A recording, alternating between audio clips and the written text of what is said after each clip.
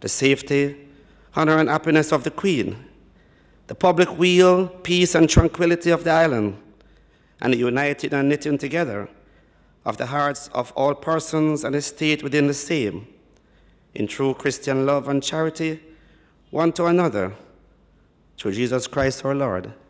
Amen.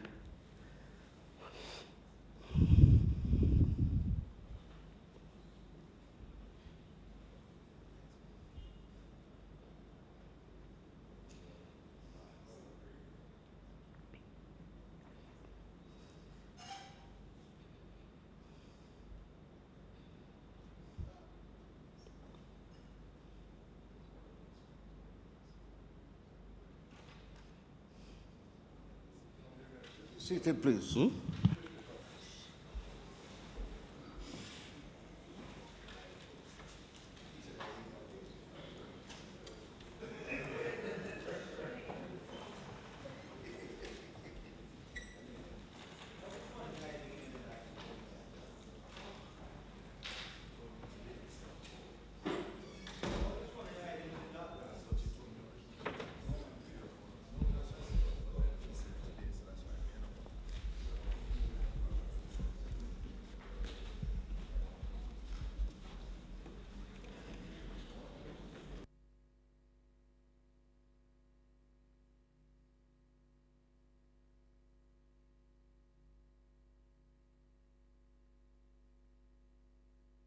This honorable House now resume its sittings. Call of the roll.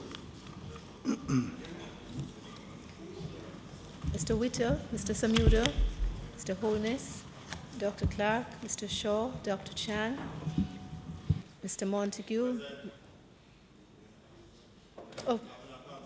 Mr. Montague, Ms. Grange, Mr. Henry, Ms. Grange, Mr. Henry, Mr. Bartlett, Mr. Mackenzie, Mr. Chuck, Mr. Darrell Vaz, Mr. Warmington, Mrs. Robinson, Mr. Hutchinson, Dr. Wheatley, Dr. Tufton, Mrs. Williams, Mrs. Malahoo Ford, Mr. Spencer, Mr. Green, Mr. Green, he was here too, Mr. Terrelong, Mr. Main, Mr. Main, Mr. R. Scott, Mr. Azan, Dr. Bloomfield, Mr. Brown, Dr. Brown-Burke, Mr. Buchanan, Mr. Bunting, Dr. Campbell, Mr. Leslie Campbell, Mr. Clark, Mrs. Cuthbert Flynn, Miss Daly, Mr. Daly, Mrs. Dalrymple Philibert, Mr. Mackenzie,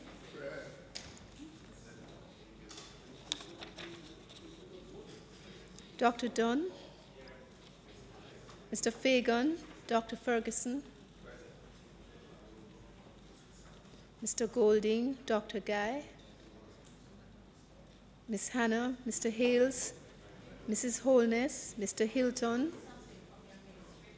Mr. Jackson, Mr. Kellier, Dr. McNeil, Miss Nita, Mr. Paulwell, Mr. Michael Phillips, Dr. Phillips, Mr. Pickersgill, Mr. Redmond, Mr. Robertson, Mr. Robinson, Mr. Stewart, Reverend Thwaites, Mr. Dwayne Vaz, Mr. Wright.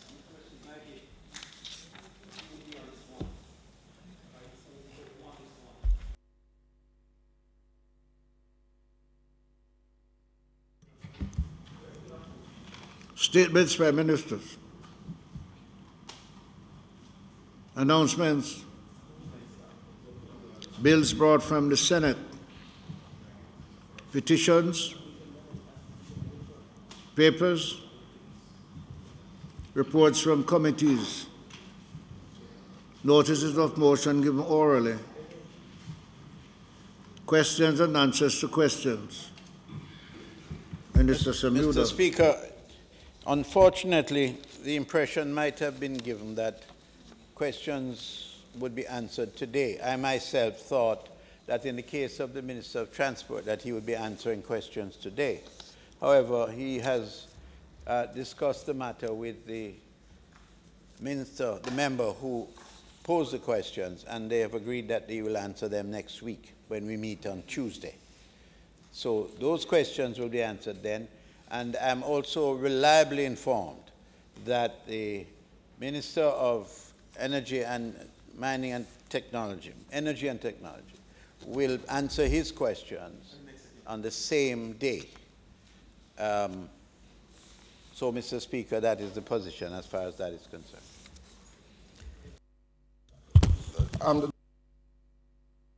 Thank you very much, Mr. Speaker.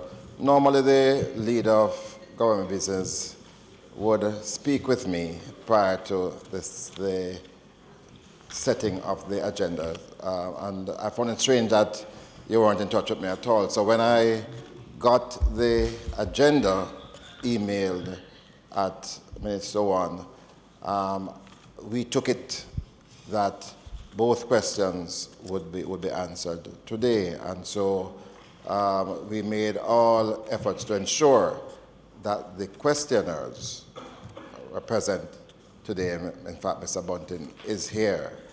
I'm just wondering, why is there a breakdown in the communication, and why did we have question 10 being set for answering today? You know the sensitivities and the importance of that question. Why would that be put on the agenda if it was intended to take it today? At no time was there a commitment nor an understanding that that question would be answered today. At no time. Being on the agenda has nothing to do with what I am saying. I did not put it on the agenda. Mr. Speaker, we can't run a parliament like this. Well, sorry, can I speak, please? I don't recall yielding to you on the matter. Can I raise a point of order, Mr. Speaker? What is your point of order? No, it's the Speaker who should take the point of order. Can I raise a point of order?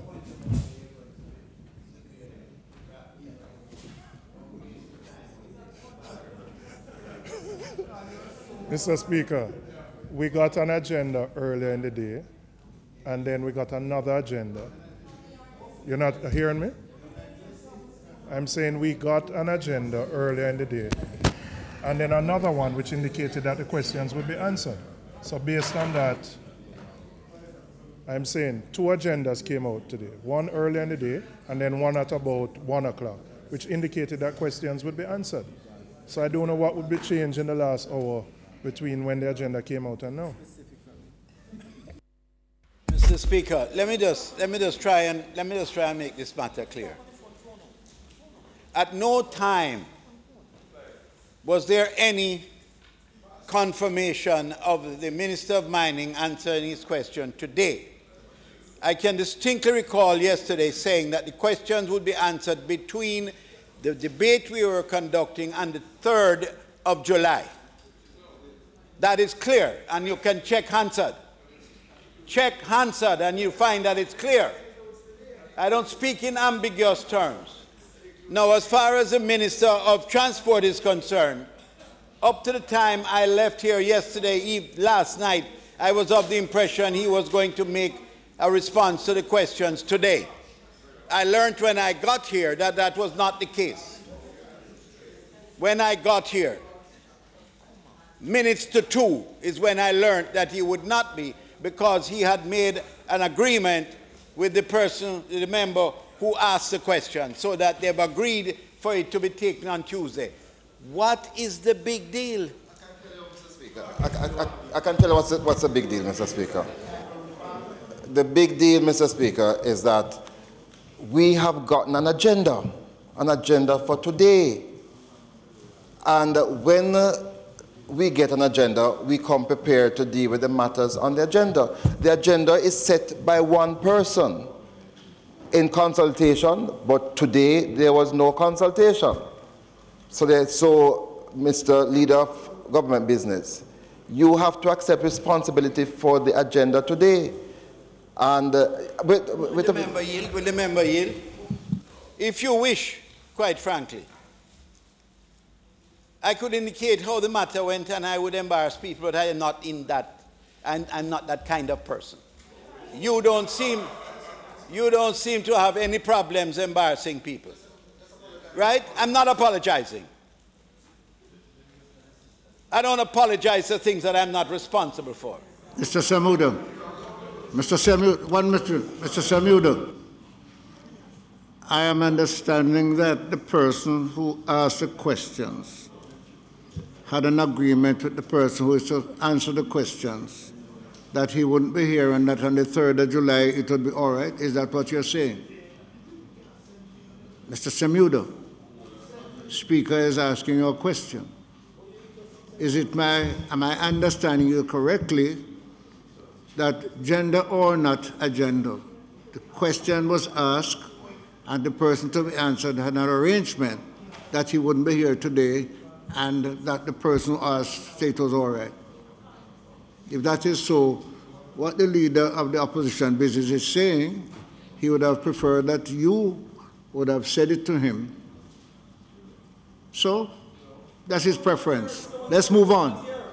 Let's move on. Mr. Speaker, before we move on, please, I think yesterday we quoted the relevant standing orders.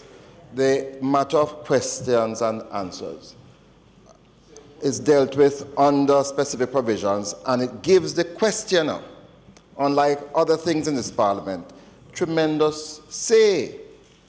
As the representatives of the people, any of us who ask questions, we do have some power in that regard, and we can determine if an answer should be postponed or not. It is not the minister nor the House leader who determines when the questions are answered. After 21 days, it is the questioner who determines that. And I don't think the government understands that, Mr. Speaker. Mr. Philip, Mr. Paulwell, you would have preferred the matter been dealt with under that constitution. No. Mr. Speaker, I think out of regard to the questioner, I think there should have been some consultation with the questioner or myself about the question for today, especially it having appeared on the agenda. Simple matter. And I can't understand why the House leader is so hot under the collar on this matter. So, Mr. Paulwell, the question will be answered next week. Motions that may be made at the commencement of public business requiring notice. Motions relating to the sittings of the House. Motions for leave to introduce bills. Presentation of bills without the leave of the House first obtained. Public business. Mr. Samuda.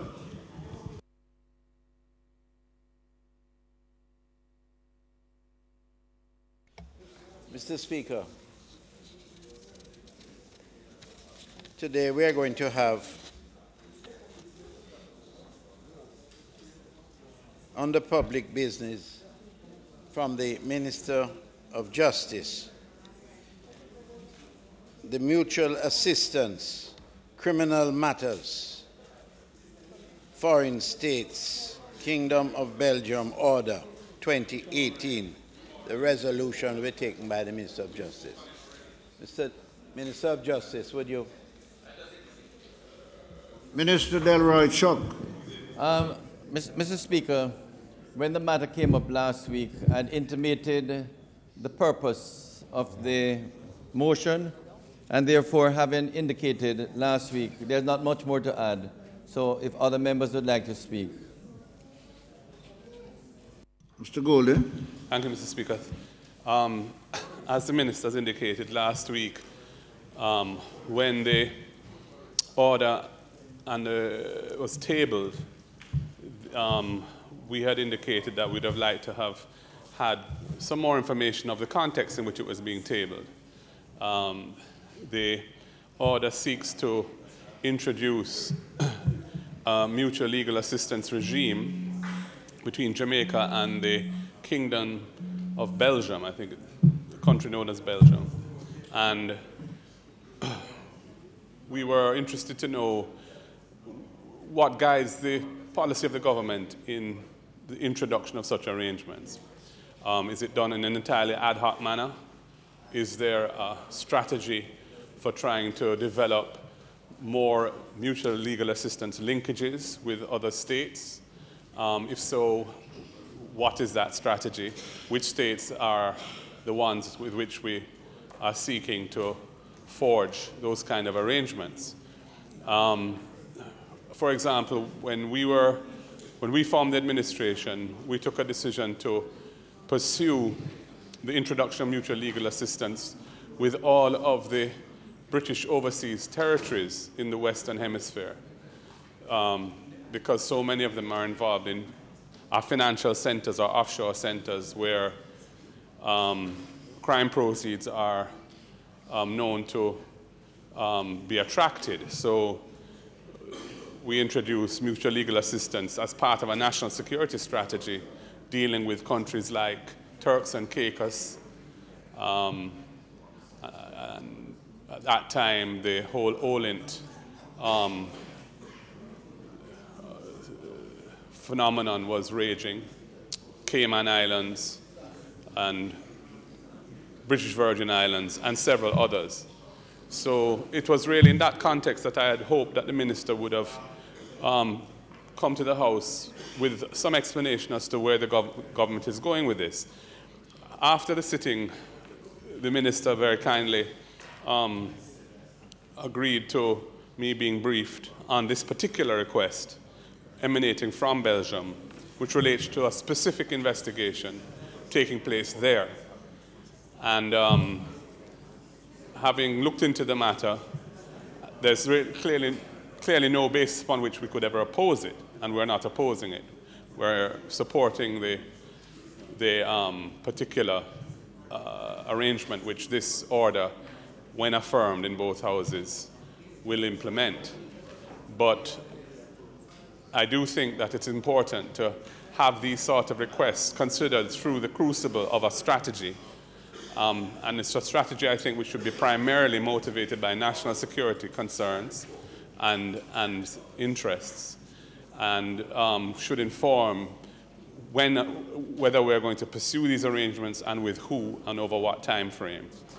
Apart from that, I would just reiterate my gratitude to the Minister for having allowed me to have access to the legal officer who handling the matter so that I could be properly briefed, which I did greatly appreciate. Thank you. So it does have our support, Mr. Speaker. Thank you very much, Member. In the circumstances, Mr. Speaker, can the matter be put to the House for the affirmation?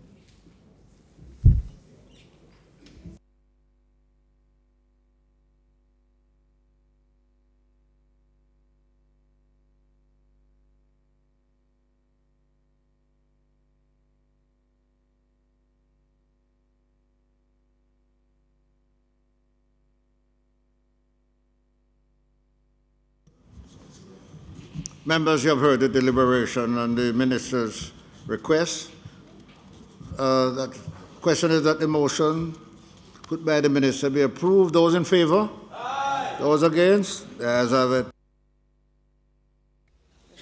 Mr. Speaker, the member from Eastern St. Thomas, opposition spokesman on agriculture and rural development, will now make his response to the motion that was moved, the resolution by the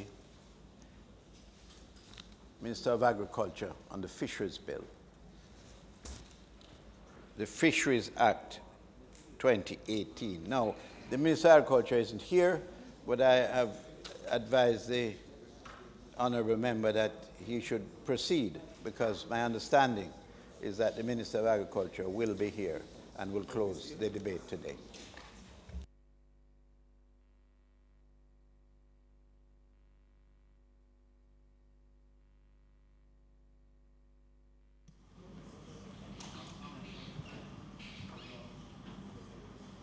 Dr. Ferguson.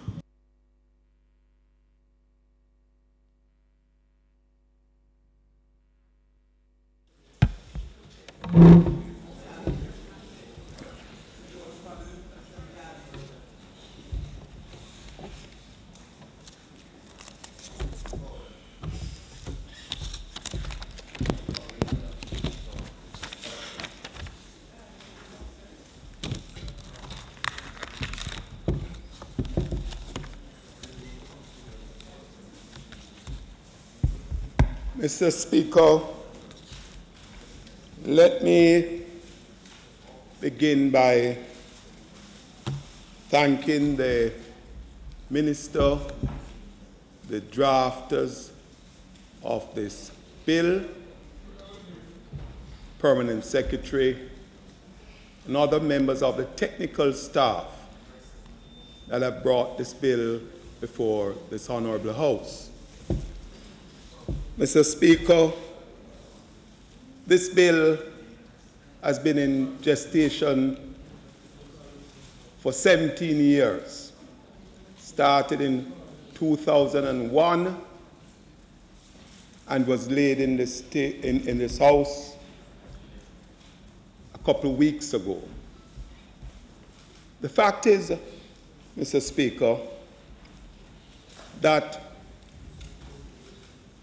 the Fisheries Industries Act of 1975 will be repealed in order for the Fisheries Act of 2018 coming into being. This act, Mr. Speaker, as you would have noted, has 115 clauses, 5 schedules, and one that is of great importance to a group of workers across the country, in fact, the coastal line around this country. Fisheries impact on several constituencies in this Honorable House. And therefore, Mr. Speaker, as we bring this act before us, we must recognize the importance of this group of persons, the fisher folks. And Mr. Speaker, oftentimes when we have natural disaster, while there is funds available for the agriculture sector, very little goes to our fisher folks. Many times, not only boats and engines,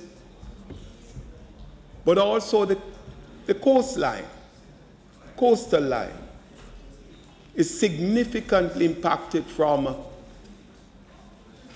disasters.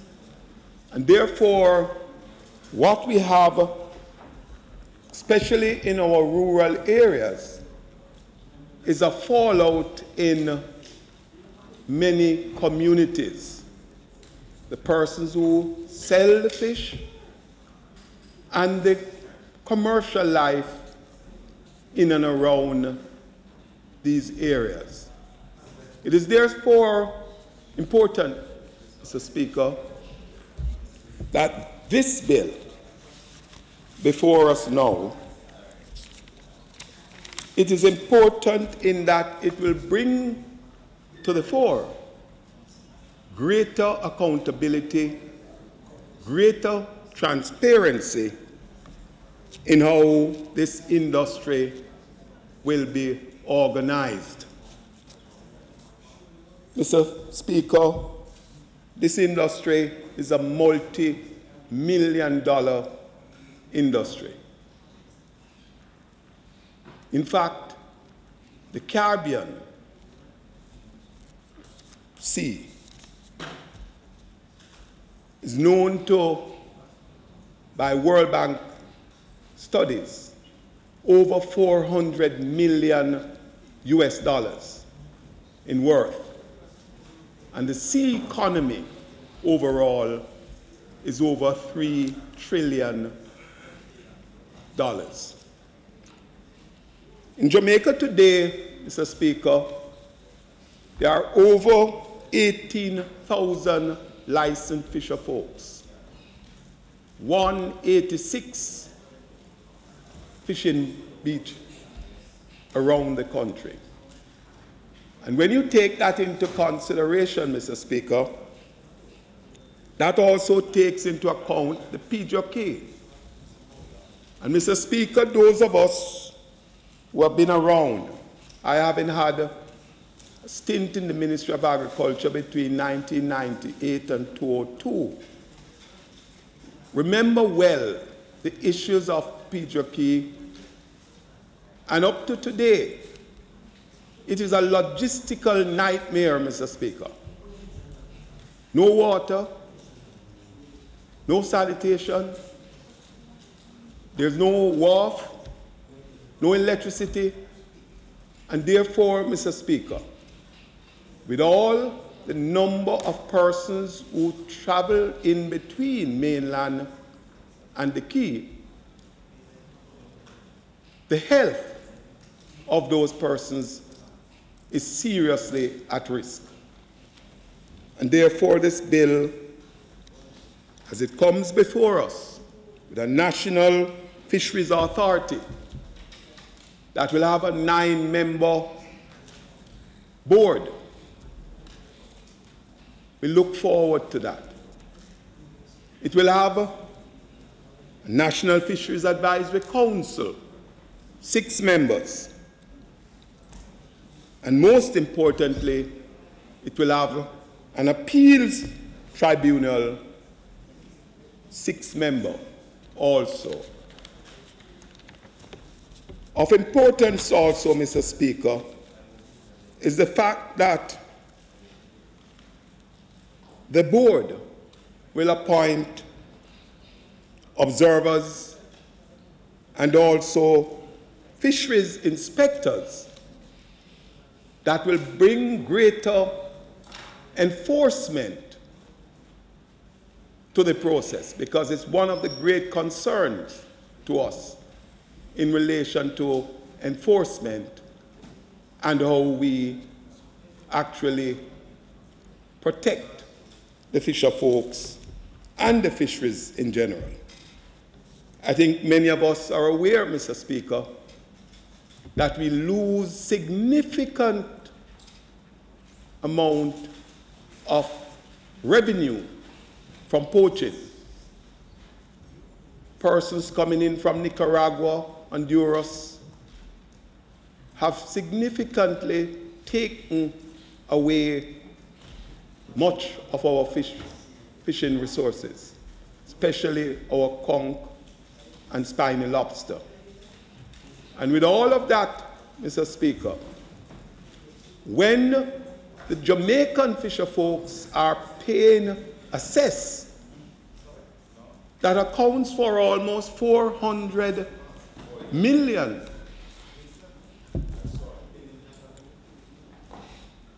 US dollars. 400,000, not 400 million, 400,000 US dollars. What that is saying, Mr. Speaker, that those persons coming in from Honduras and Nicaragua, they are not paying any cess. And as a result of that, our people are at a significant disadvantage. It is therefore important that the workings of this authority will bring to the table greater efficiency and effectiveness in management and sustainable development of the fisheries resources, aquaculture, and other related activities in accordance with internationally recognized norms, standards, and best practice. We believe, Mr. Speaker, that after 43 years, repealing the Fishing Industries Act, after 17 years in gestation for this bill to come to this honorable House, we believe, Mr. Speaker, that there is, for us, great opportunities. I note, Mr. Speaker, that for offenses, parish court and the Supreme Court of Jurisdiction, fines will range between 50,000 and 300,000. In terms of custodial penalties, will range between 3 months and 3 years. And therefore, Mr. Speaker, it is going to be important to us to recognize that in all that the authority will do, with all that the observers and the inspectorate will do, that the fishing and the fisher folks, the day will come when they will have a fair advantage. We believe the bill is timely. We support the bill because it started with us in 2001. We are of the view, Mr. Speaker, that there is still tremendous possibilities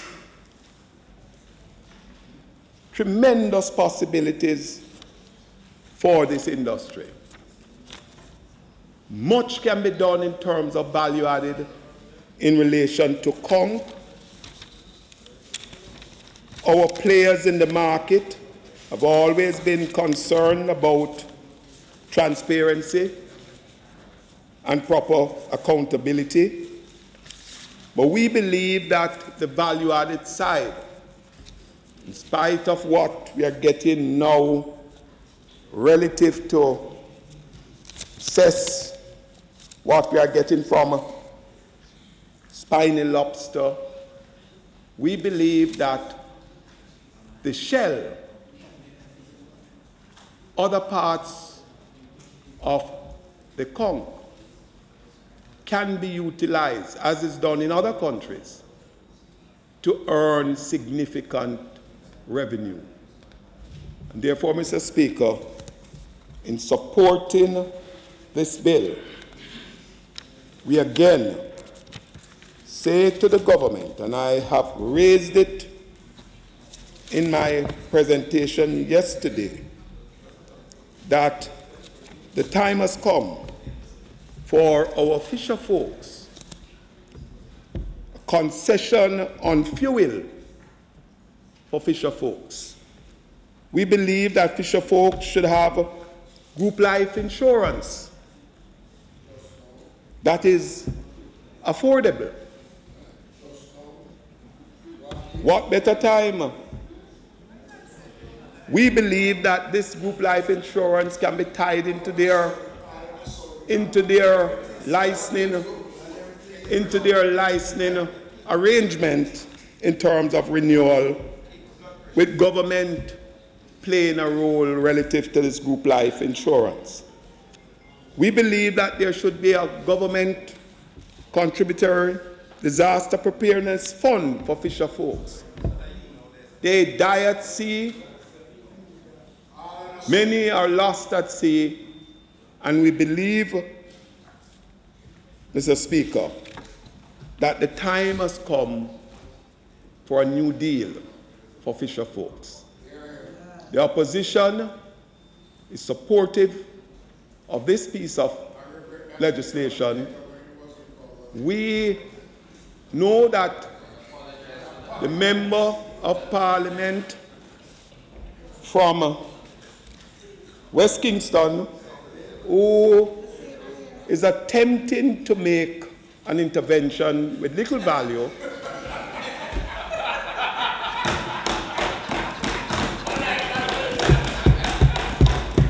will come to understand the intricacies of this industry. Mr. Speaker, the opposition is on board. We support this bill. We are party to it in its early stage, and today it is a great victory for the fisher folks. I thank you, Mr. Speaker.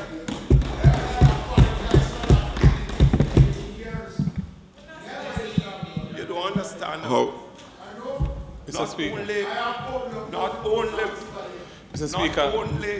lacking in value, but lacking I had planned to make content. a contribution on this debate. It's quite a long act, bill, and I had gone through it in some detail. But to be honest, that was many weeks ago, and up to yesterday when an agenda was circulated in the afternoon, this item was not on that agenda. An updated agenda. That was an updated agenda yesterday. A further updated agenda was circulated at 12-something today with it on the agenda. I didn't see that email. So if it's possible for this to be completed next week, I'd be very grateful. I mean, it's been going on since 2001, and I promise you that my contribution will be will add value to the bill, because I already identified things that I think could be usefully improved. And so if the government will accommodate this, I'd be grateful. If not, well, so be it. House Leader. I am not averse to that at all, because as you can see, it can't be closed today.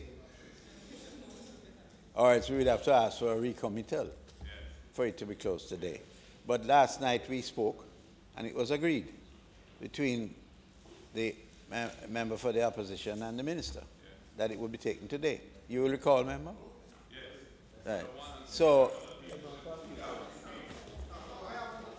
but if you wish to have it postponed when he's available to handle it and for you to make a but if anybody else wishes to speak on it, you may do so. No problem. And you guys are talking to each other, that's why.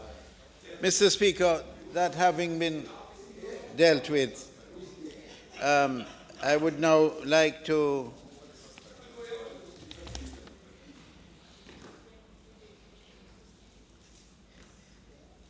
Mr. Speaker, I would now like to ask that the debate on this bill be suspended. Those in favor? Aye. Those against? Ayes have it. House Leader. We now go to the sectoral debate. The first speaker today is Mr. Mike Henry, the member from Central Manchester.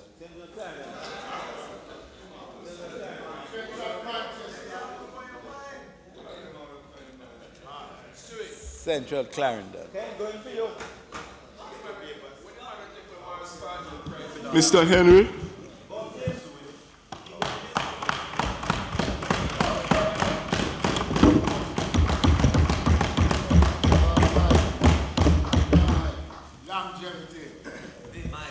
Thank you very much, Mr. Speaker.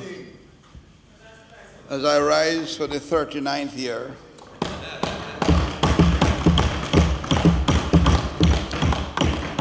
to speak, I do so with the fervent support and confidence of my family, which includes my political team in Central Clarendon, a few of who are here,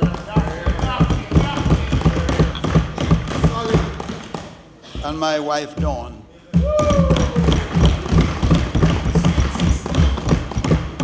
Obviously, I cannot be accused of not using time judiciously today, as I have most of the day to speak to the country at large and my colleagues in the House.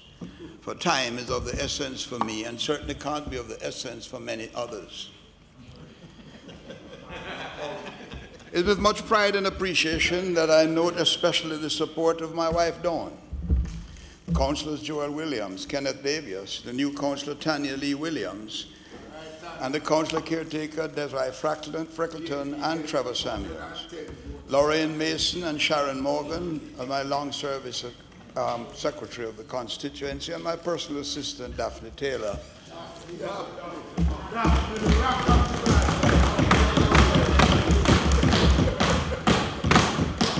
and of course my advisors, Mr. Binley Sangster and Mrs. Juliet Rose. In dispensing, Mr. Speaker, I almost took up my book to read my 1980 speech, because if I did, I would find that the more things change, the more they remain the same. But I couldn't speak at any time without speaking to reparations. I have prepared the draft that will be served by an attorney in England, where the Queen should be taken to her own court, and I've passed that draft and issues to my colleague sitting beside me. I could not do so without referring to the Herb McKinley Health and Lifestyle Stadium, which I've been trying to put together for 10 years or more, and which will still be completed. But as I address my constituents, I can advise them that I will now, with the support again of my colleague minister here, announcing that we will begin with a running track which will be in place this year to provide the athletes of the Caribbean.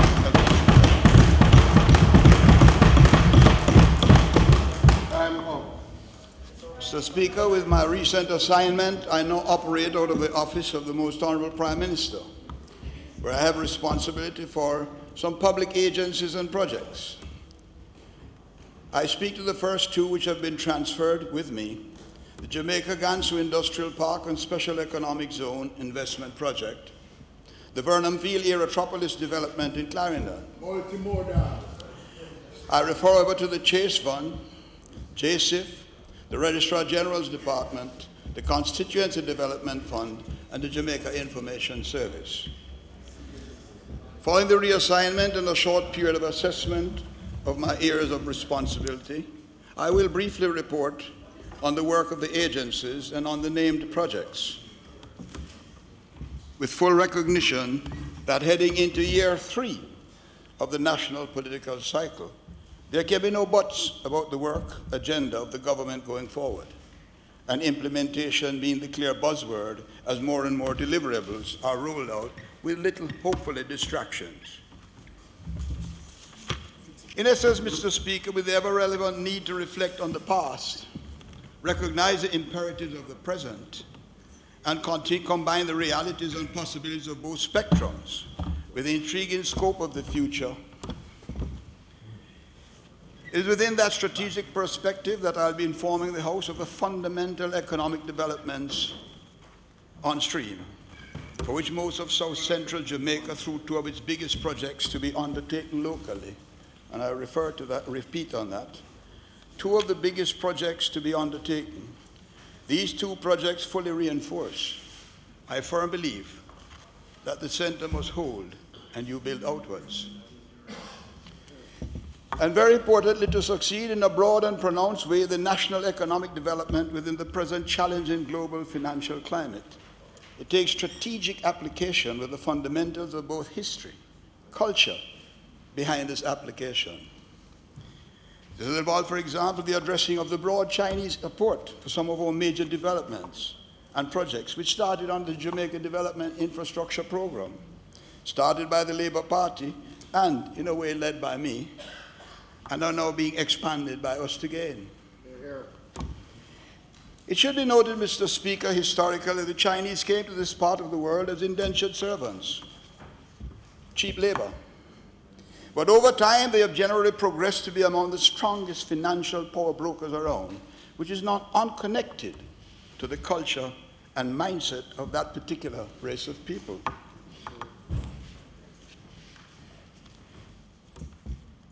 There is something which we need to learn in a fundamental way, which will be the heart of my outline later on in respect of the really big-ticket projects that are on the horizon to help to transform the country and bring joint prosperity, and I repeat, joint prosperity to China and Jamaica. Both countries should be able to benefit in a win-win situation. A win-win situation which was repeated to me just last week when the Vice Minister of China visited. For Mr. Speaker, things are also changing in China. I started where historically it was. But let me quickly quote from an article in The Economist. so that we can begin to grasp the reality that the China today is not the China of yesterday, just as we know the America today is not the America of yesterday. Just as we should have recognized that the exploiters of the economy in the colonialistic structure built a whole continent out of two agricultural products, sugar and bananas. For Mr. Speaker,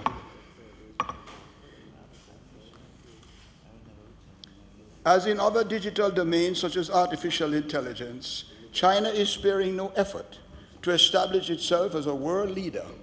So the government badly wants more people like a Mr. Zhang who started a business. They are doing so in droves, many of them drawn back, and I'm quoting, to China by a boom in tech-related business. In 2016, more than 430,000 people went back to China after finishing their studies, 60% more than did in 2011. In the same period, the numbers leaving was less than below 40%, and China's official news agency called this one of the biggest return flows of talent in any country's history, the magnificent effect. I mention all of that, Mr. Speaker, because so often we get misled by social media, by other areas, in relation to what the real history and what the real truth is. So, Mr. Speaker, I turn quickly to the agencies.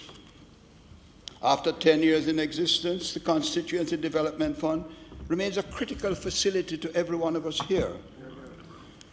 The CDF has largely delivered its mandate across the country, with all 63 constituencies benefiting from the fund. Last financial year, for example, the budget provision was fully utilized by all 63 constituencies. But with political bantering being consistently directed at the fund over the years, I believe it is time for a bipartisan approach to be taken towards rebranding of the fund in the interest of taking it out of the realm of political mudslinging, too near and dear to the heart of constituency representation and important to our development. Responsibility for Chase funds, Mr. Speaker. That's culture, health, arts, sports, and education. For the 2018-19 financial year, a wide span of projects are again earmarked for support in the four mandated areas of focus. The various projects were successfully undertaken through the support from the fund. For instance, US $3.5 million support for Cancer Treatment Center of Excellence at the Cornwall Regional Hospital, and we should applaud the Chase Fund for that kind of support. Preparation of a second site at St. Joseph Hospital. Millions of dollars in support of the provision and access to world-class technology. Renovation and upgrading of cultural centers in Clarendon, Kingston, and St. Andrew. Support for legacy projects amid the celebration of 55 years anniversary, which is so ably addressed by my colleague minister. $50 million to the Ward Theatre Restoration Project, and an allocation of $309.7 million to assist some 21 schools with new structures, renovation, and expansion. Mr. Speaker, I turn quickly to the Jamaica Information Service, the official public information and communication agency. Increasing public consciousness is imperative to the thrust to achieve the national, social, and economic goals. Only an informed citizenry can fulfill the demands of a democratic engagement. People need information to make the right decisions.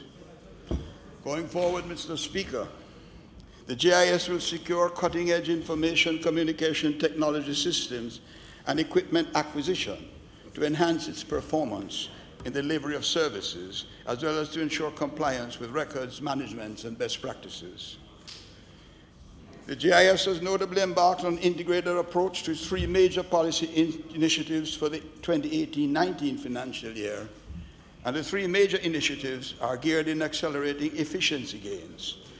Intellectual property management, one of the most important elements of any country.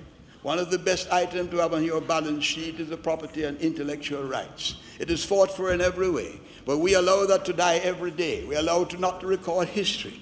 We are going not to draw on that, and therefore we are subject to repeat the same mistakes instead of moving forward.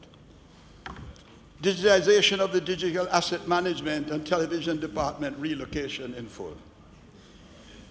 The GIS is far advanced in preparation for digitization, which bolstered by the newly adopted intellectual property policy, is expected to protect assets, improve efficiency in production, and boost revenues. And Mr. Speaker, I so often sit down, go to movies, watch the television at home, look at what is in the backdrop, read carefully, because the ownership of the intellectual rights of what you write, what you have seen, is entitled to be protected and not used, abused, and continually used without earnings from us, or to the authors or the country.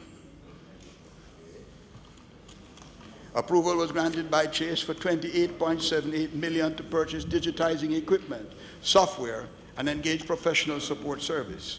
And the GIS will be employing young people through the HOPE program. Procurement of the equipment and software has already begun. Mr. Speaker, the Registrar General's Department. The Registrar General Department has the mandate to conduct civil registration in Jamaica and now captures some 98% of the births in the country.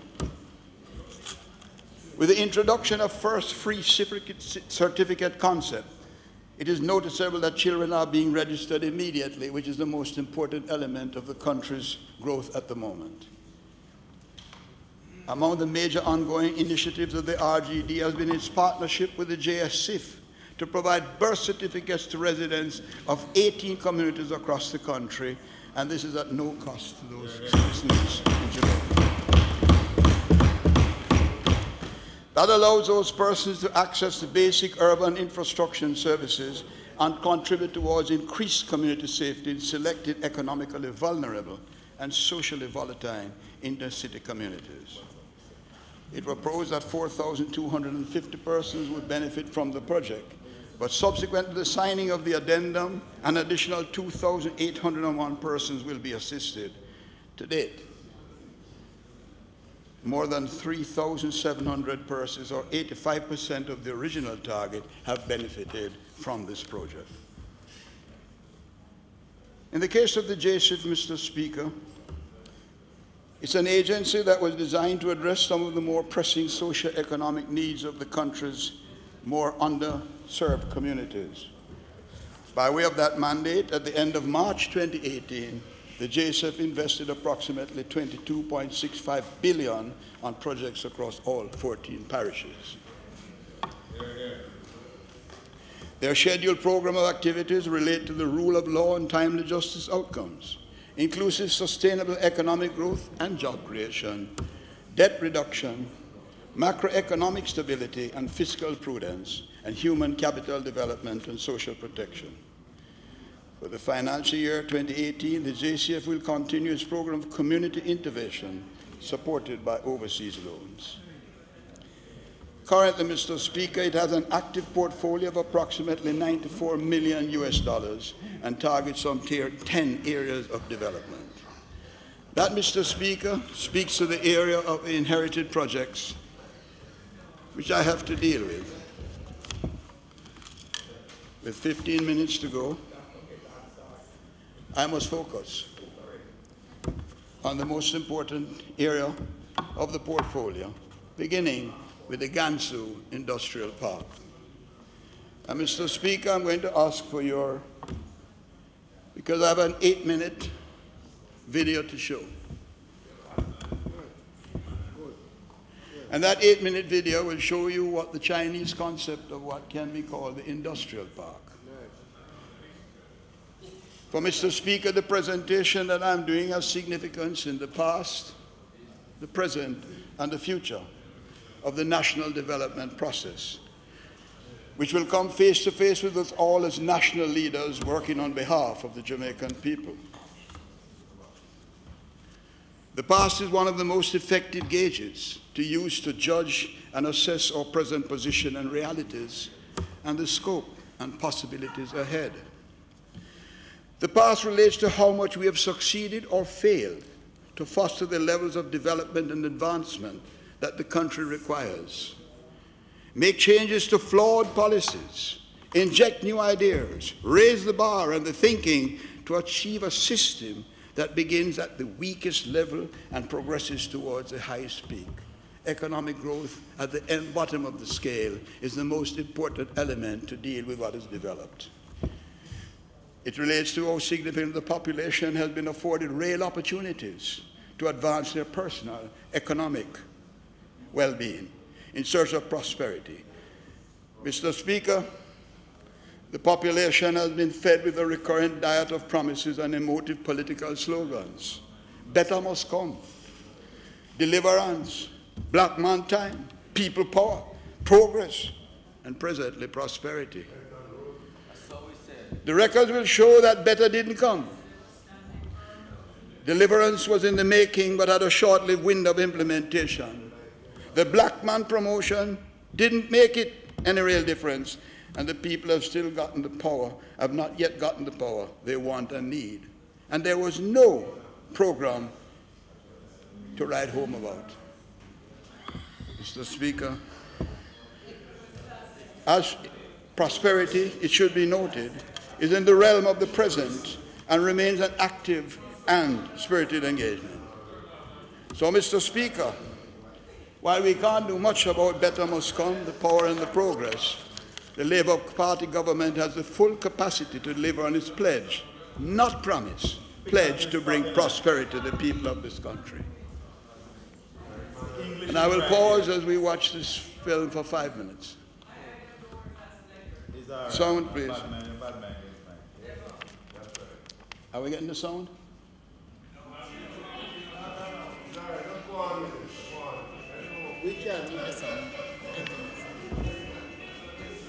Mr. Speaker, this is what was presented to me in China 2 weeks ago when I visited for the development. What they're showing is what they intend to do with Alpa. I'm not sure why we're not getting the song. Getting it.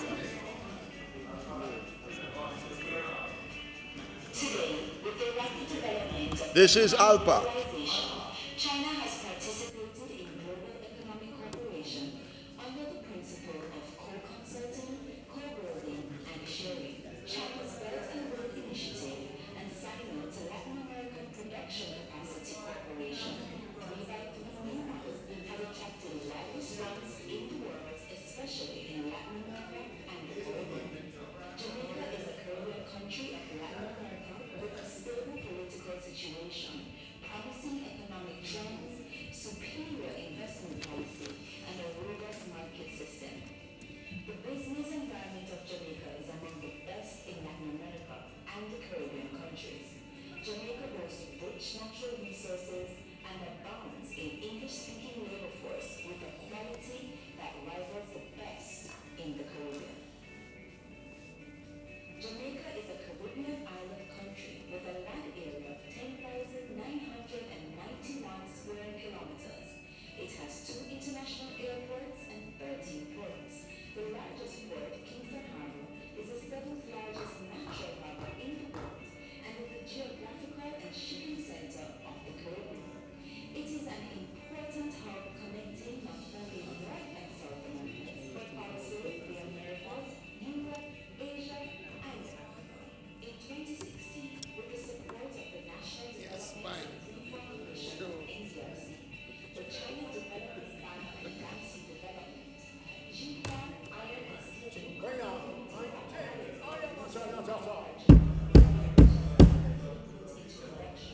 becoming the first international production capacity cooperation between China and Jamaica. Taking this as an opportunity, China and Jamaica will continue to deepen cooperation. Centered on the IPAR project, the two countries plan to build a comprehensive industrial development platform, Jamaica Gansu International Industrial Park, intended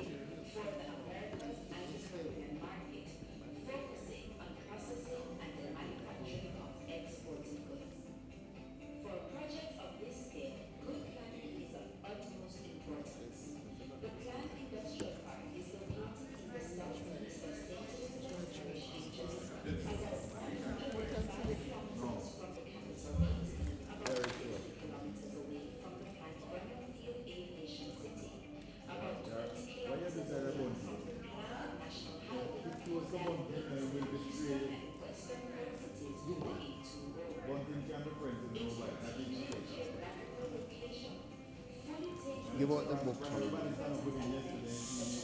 Give out the book and whatever, 2 packages you have. Okay.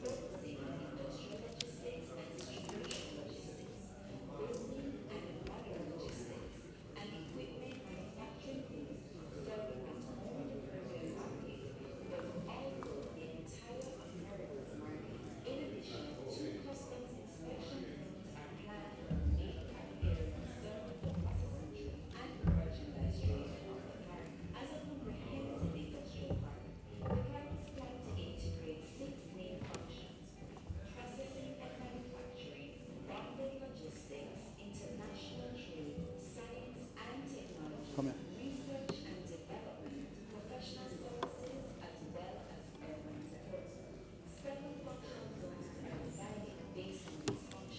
Don't you have another set of this to give out to? Yeah, we have to bring it right at the same time.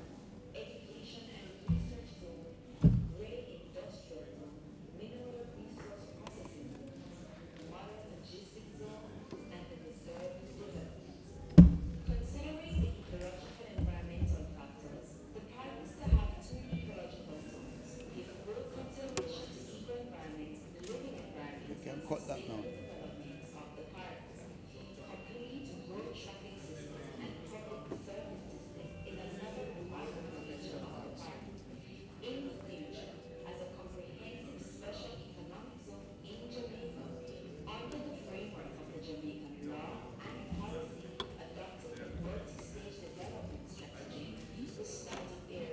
You can cut that now.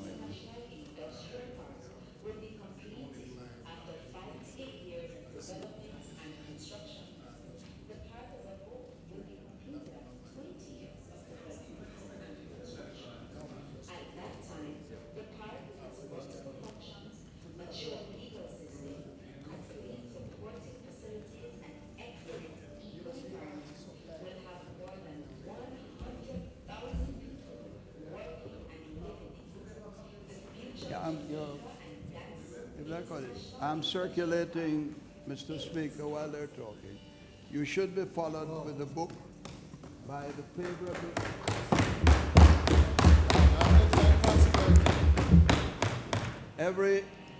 hold the burn on please. Every member, besides the book which I don't speak from fully, we will receive the summary of the whole project of development of this Gansu Park. Very good. Because I want us to appreciate that this is not promise, this is fulfillment. This is married to the fact that the Chinese came, and I want to continue to congratulate them on having shifted from coal to LNG to drive the power of this. And that has cost them $660 million already spent, in addition to the $300 million they paid for Alpart. So JISCA is streamlining the development to involve $6 billion in overall investment locally, inclusive of bauxite-related expansion and development, and will be integrated significantly with the Vernon Field Aerotropolis development in Clarendon. Here, here.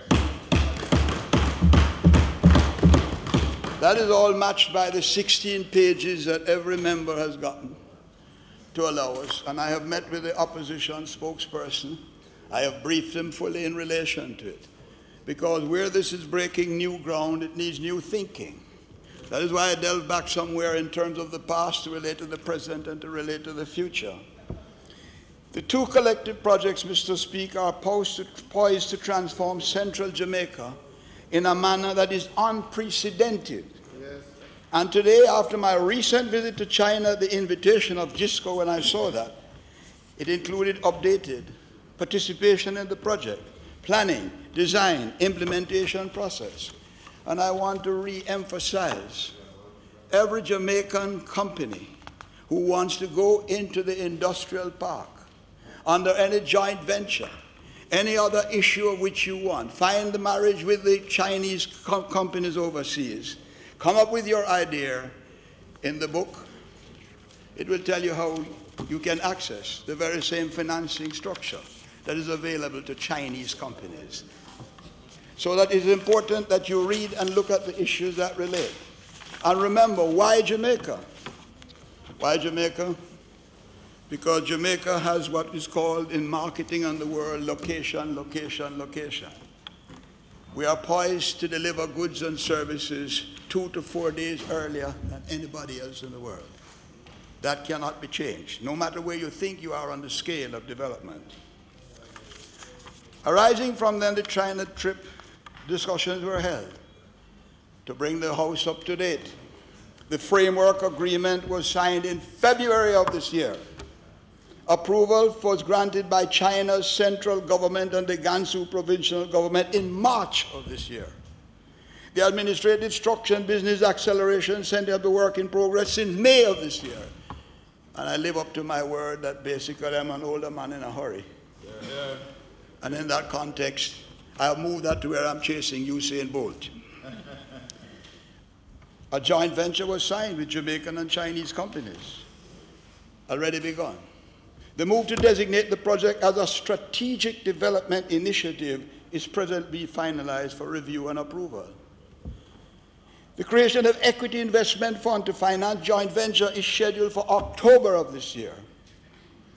Technology cooperation, training and education initiatives are already in place and ongoingly, because there are 52 Jamaicans from Jamaica who are in China on a 1-year pilot training program, receiving specialized training in engineering, whom I visited on my recent trip, and who are coming to replace some 52 Chinese working at Alpart because they have been transferred the technology and the skills, and who need the Alpart to continue to produce.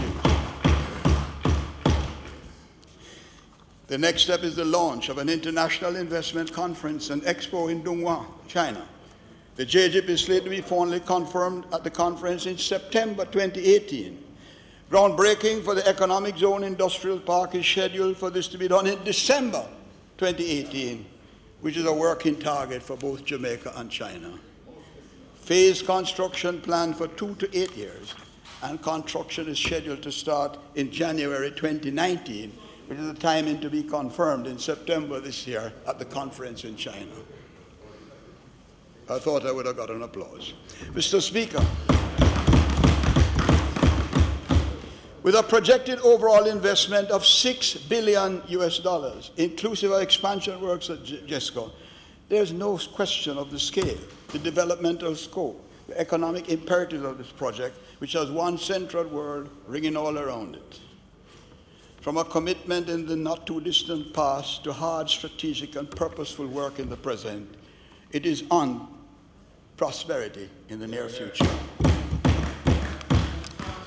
The Special Economic Zone is to be constructed with focus mainly on fabrication and processing, assembly for export, introduce high-end industries and fabrication enterprises. GISCO's core project in establishing a new alumina refinery with supporting infrastructure like new power plants, expansion of Port Kaiser with an LNG facility, plus rail rehabilitation and expansion of $3 million is earmarked to support this infrastructure development. And again, pause to repeat, you don't spend $1 billion already and not being serious to recover. I don't think there's any doubt that China has recognized that the Belt and Road context, which speaks to location, Jamaica is the prime example of a logistic hub and structure. To build out this ZEP, we'll see an additional investment of $3 billion in the Jamaican economy, the creation of additional 3,475 direct jobs and over 30,000 indirect jobs in the medium term. The employment figures were calculated based on interest, but have been expressed worldwide by other companies. And this is not exclusive to Chinese companies, such as ZIP in Jamaica and a joint venture is incorporating. I repeat, ZIP will integrate 6 main functions: processing and manufacturing, primarily export processing; modern logistics, mainly port logistics; international trade, mainly merchandise trade; research and development, promoting technological innovation; professional services, facilitating producers; and urban support, promoting community development. Mr. Speaker, I earlier mentioned the significance of the history and the culture of the Chinese people, which in terms of industry, workmanship, and technical innovation and application have made them a global powerhouse. And from my own personal history, I must recall and recognize that on his in-transit visit after he was removed as president, Richard Nixon said to me when we met, look at the Far East. Look at China for development, which only fitted in with my own concept anyway of having spent a lot of time in Singapore working in there on behalf of McGraw-Hill. I don't think I need to say anything more on JGIP, Mr. Speaker, because it's paralleled by the integration. And I will just finish with the Burnham Field Aerotropolis. That is what Burnham Field is as I speak to you.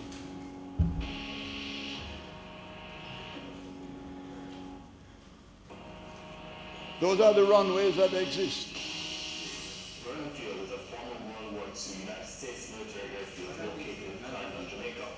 In the past, Burnham Field was chosen by President Roosevelt to be a strategic center for the world, marshalling Jamaica. That's the B-52 bombers. In global development. After 56 years, Burnham Field was finally returned to Jamaica in 1986. The impact of Burnham Field is where we're going to be on the world, is whether we are ready for the world.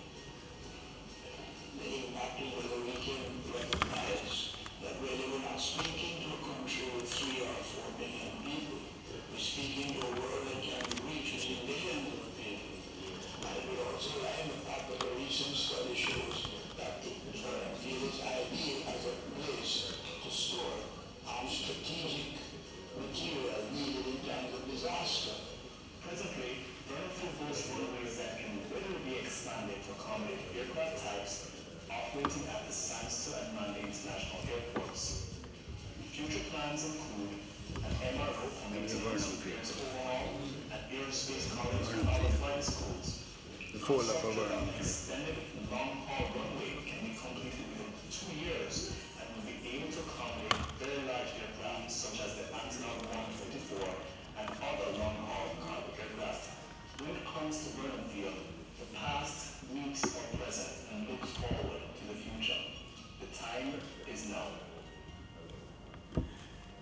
Mr. Speaker, I thank my colleagues. In terms of Vernon Field Aerotropolis, it is to bring together multiple commercial activities, including aviation-related and global trade logistics, all strategically linked to an operating space that facilitates the ease of doing business, greater economic efficiencies, and the achievement of a more attractive and sustainable development. It's noteworthy that currently, Mr. Speaker, to note as a national strategic project. It is important to know that 10% of the cargo passing over the port of Kingston is destined for the domestic market, and the intention of Vernon Field to function in a similar manner. Vernon Field will be able to accommodate 2 million tons of cargo, according to the Nathan Jamaica Logistics Hub initiative, part of which was involved the opposition former minister.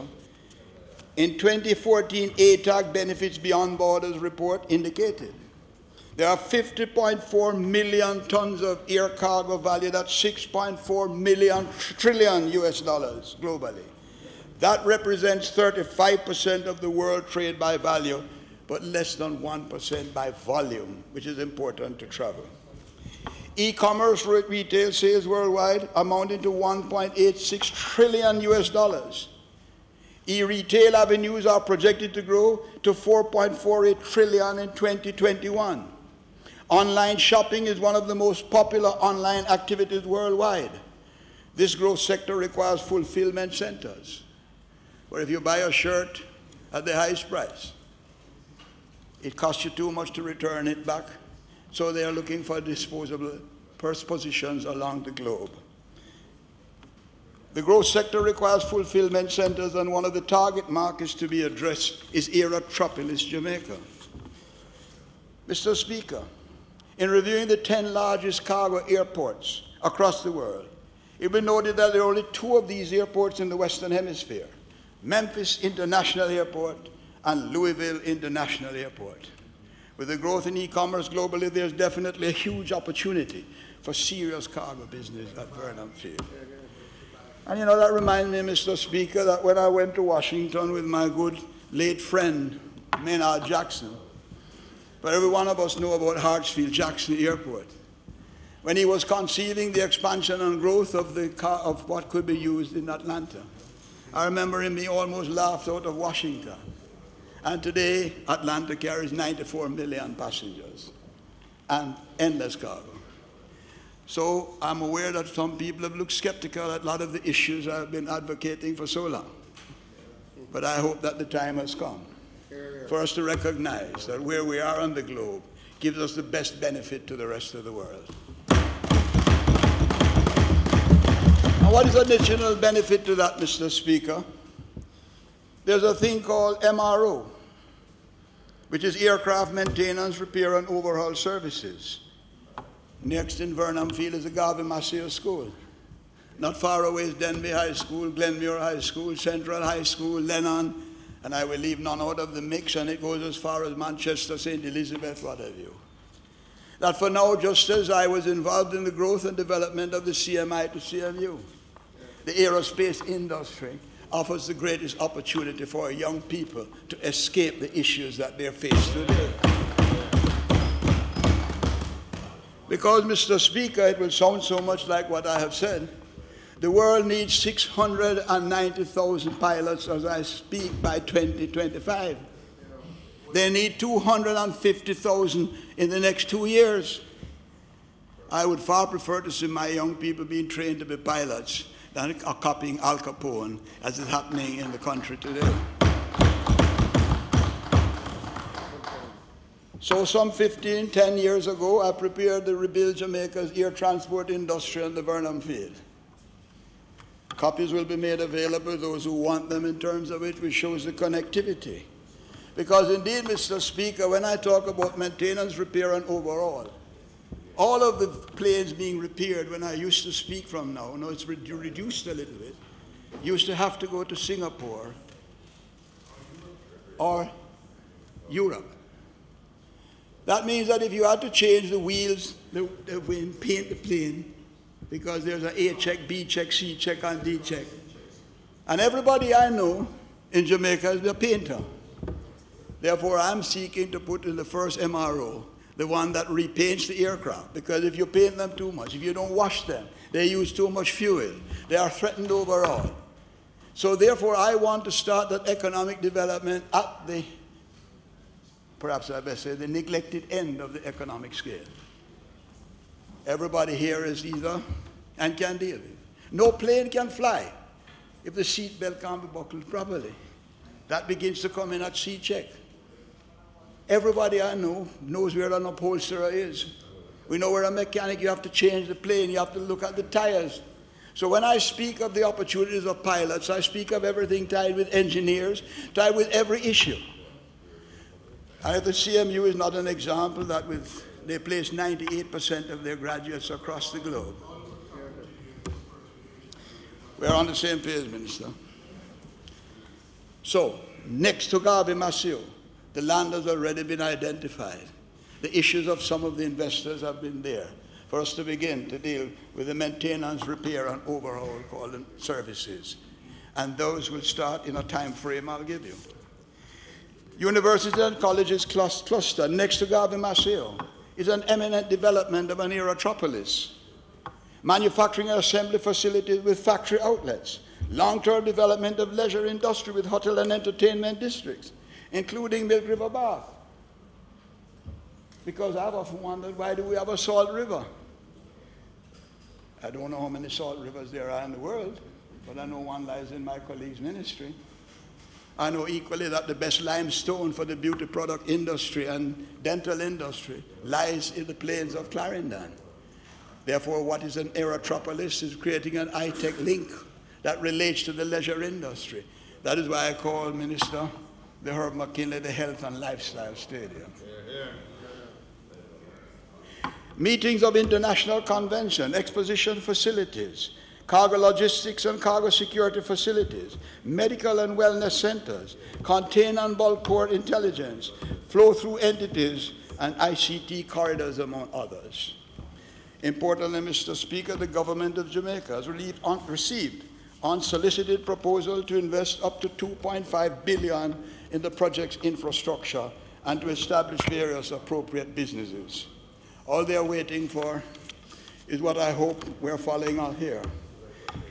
Cabinet in March 2017 authorized the Airports Authority of Jamaica and other key stakeholders to do the following, among other things. Relocation of the JDF Air Wings training facilities to Vernon Field. Re-establish and relocate the aeronautical operations and businesses presently at Tinsel Pen to the Vernon Field Airdrome. That includes 2 or 3 pilot schools that can be immediately transferred for the runways you see is ready. All we have to do is do what they're planning to do, is facilitate the operations of domestic passenger and courier service, general aviation, an aeronautical college, and a flight school. Working under its mandate, the government entity for the re-establishment of the Vernon Field Airdrome, the AAG has determined the following strategic priorities. Members, time for speaking has expired. House Leader. Mr. Speaker, I ask that the House approves the extension of time to 15 minutes more to enable the member to complete his presentation. Those in favor?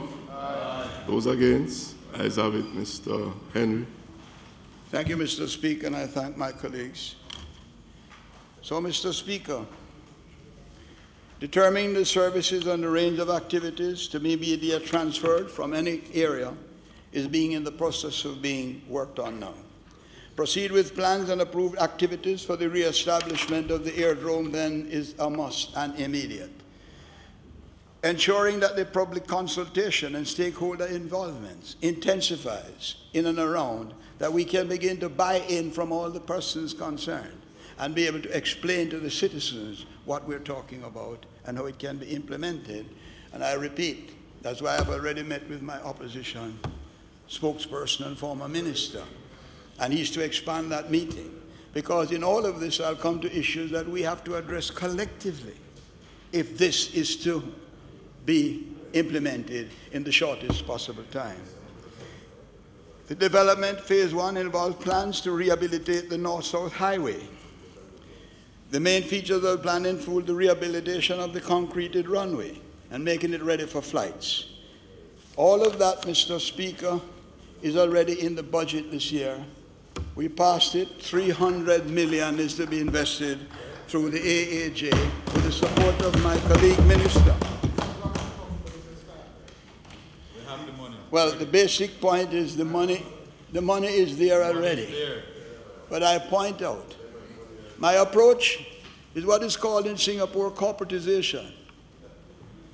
It is a marriage between the concept idea, the investment, for which equally we must retain the land of the country as an asset in the whole developmental structure in the interest of the people into eternity. And therefore create out of that an infrastructure development bond that relates to bringing the persons who are not directly involved into the economic sphere of the development. Because I have to be very careful, and I emphasize this every time I see or meet with my colleagues on the other side of the world. I don't want an enclave investment. The investment must be integrated into the economy of the country. I have seen what an enclave development did with Freeport. Therefore, I'm saying, and I appeal to the business people of Jamaica, move from being margin gatherers in concept. Come to ideas development. The industrial park will have its own developmental plans and benefits that flow. But invest your money, and I'm saying very strongly with the possibility of myself being exposed in terms of what I say sometimes.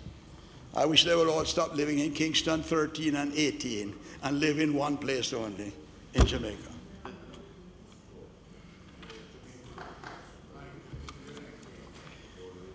Mr. Speaker, I've tried as best as I can for the Aerotropolis.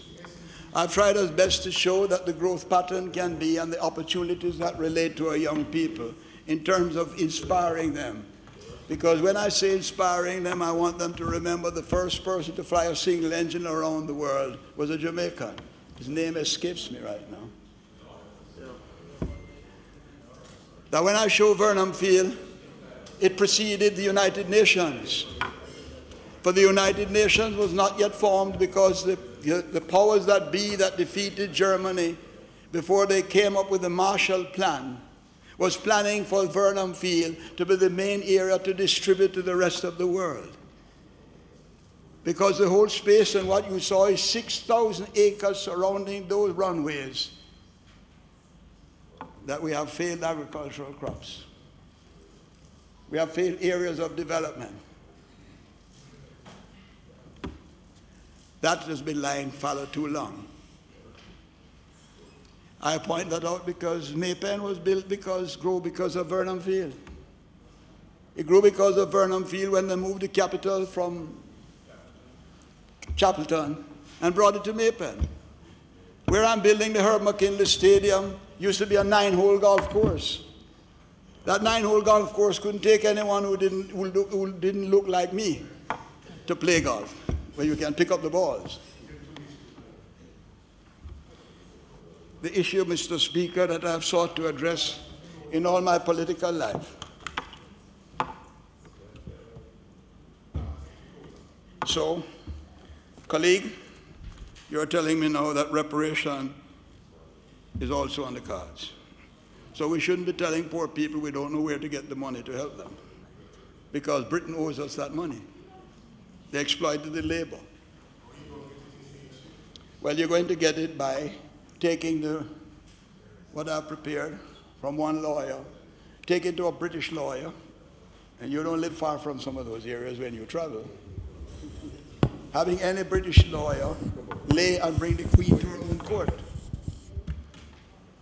When she goes to her own court, because if she was Queen of England and Queen of Jamaica, she should protect me from my enemies or from those who own me.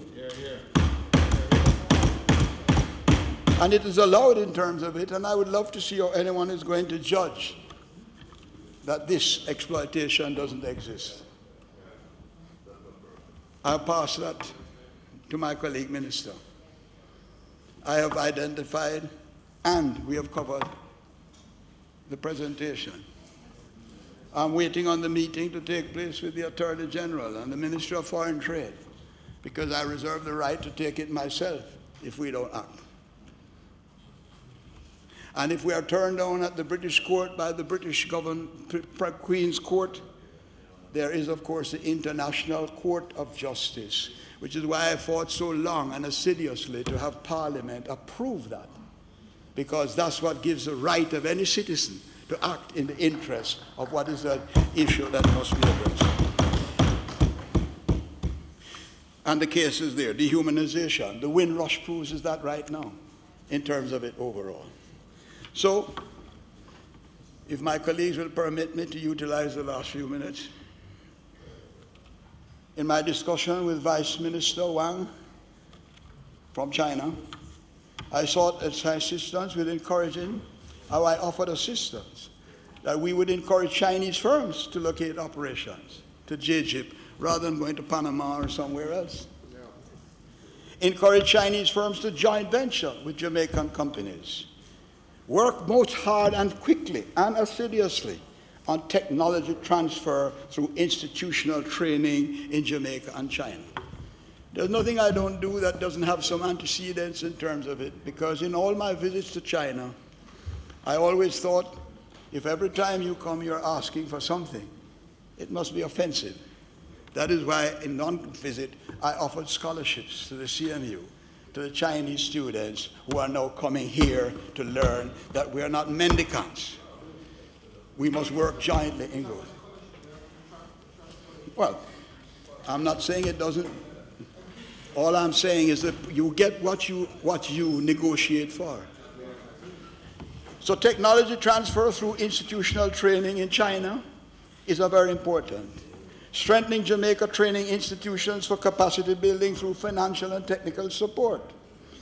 Access to funding by Jamaican companies to terms available to Chinese companies through the CDB, which is the Chinese Development Bank, through the Exim Bank, through the CELAC Fund. All of this to assist in establishing funds through World, etc., Jamaican companies to establish in the JGIP. So rather than saying the Chinaman come to take over materials, we can come up with our investment, because we must work parallel.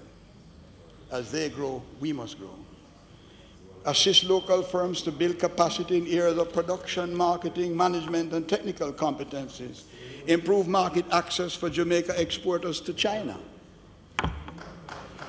Because you must remember, when you build that long runway, which is part of the Vernon Field development, the non-stop flight from China to Jamaica becomes 15 hours maximum.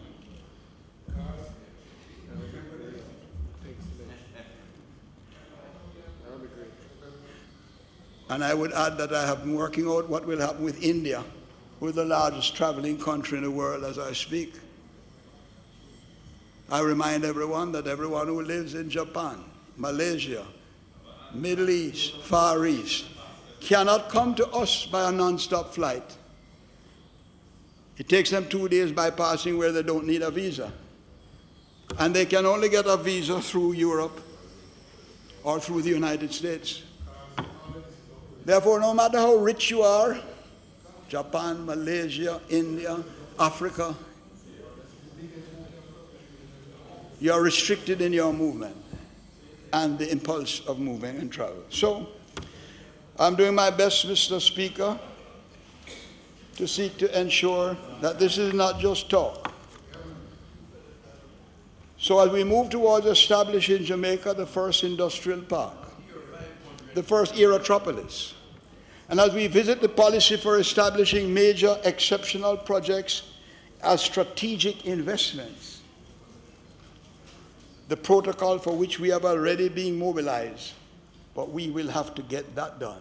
It has to be guided by a ministerial subcommittee chaired by the Honorable Prime Minister, which has already been appointed, because that has to adhere to project-oriented principle.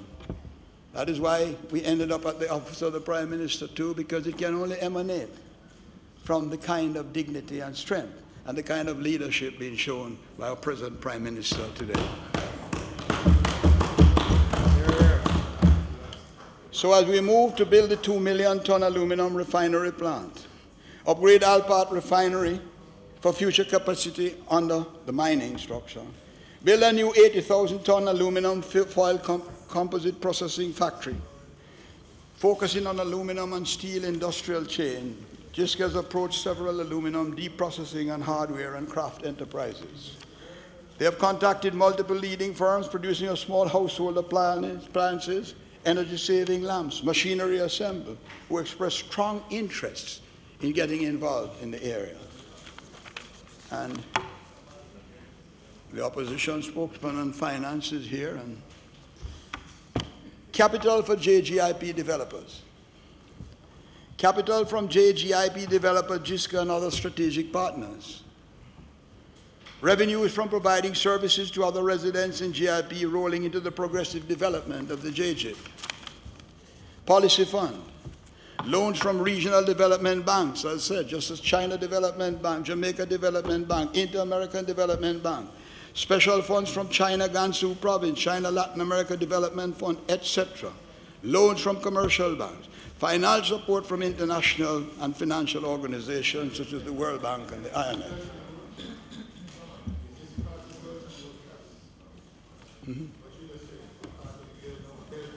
Part of the whole of that is part of what you're saying. It's a belt and road structure, because right now the train runs from Beijing to Barcelona in Spain. So when you get like when the first seafarers came to the edge of the sea and thought the world was flat and they couldn't fly, so everything was locked off, the Belt and Road concept, which was like the Silk Road that built China in terms of connecting to Africa. This is part of what the development, which I support and which I point out, the Prime Minister very early in days have said the government of Jamaica supports the Belt and Road concept. All of that leaves it open for market financing, strategic investors, bill loan transfer, public partnerships, etc. So, Mr. Speaker, I think my colleagues have been lenient enough with the time. I trust that those who may not be here, that basically I have tried to paint the picture and connect the dots. I have therefore connecting the past, connecting the present, and showing the prosperous future that is awaiting us. Thank you, Mr. Speaker, for affording me this opportunity to address this honorable.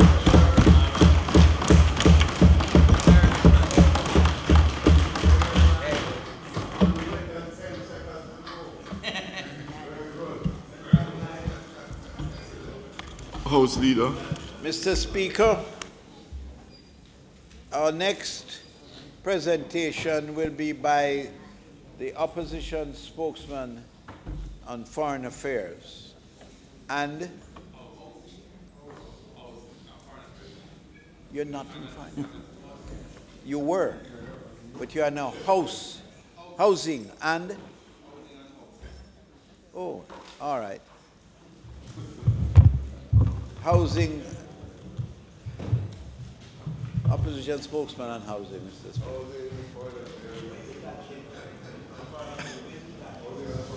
Mr. Guy. Thank you, Mr. Speaker. No, she's a foreign affairs. I am.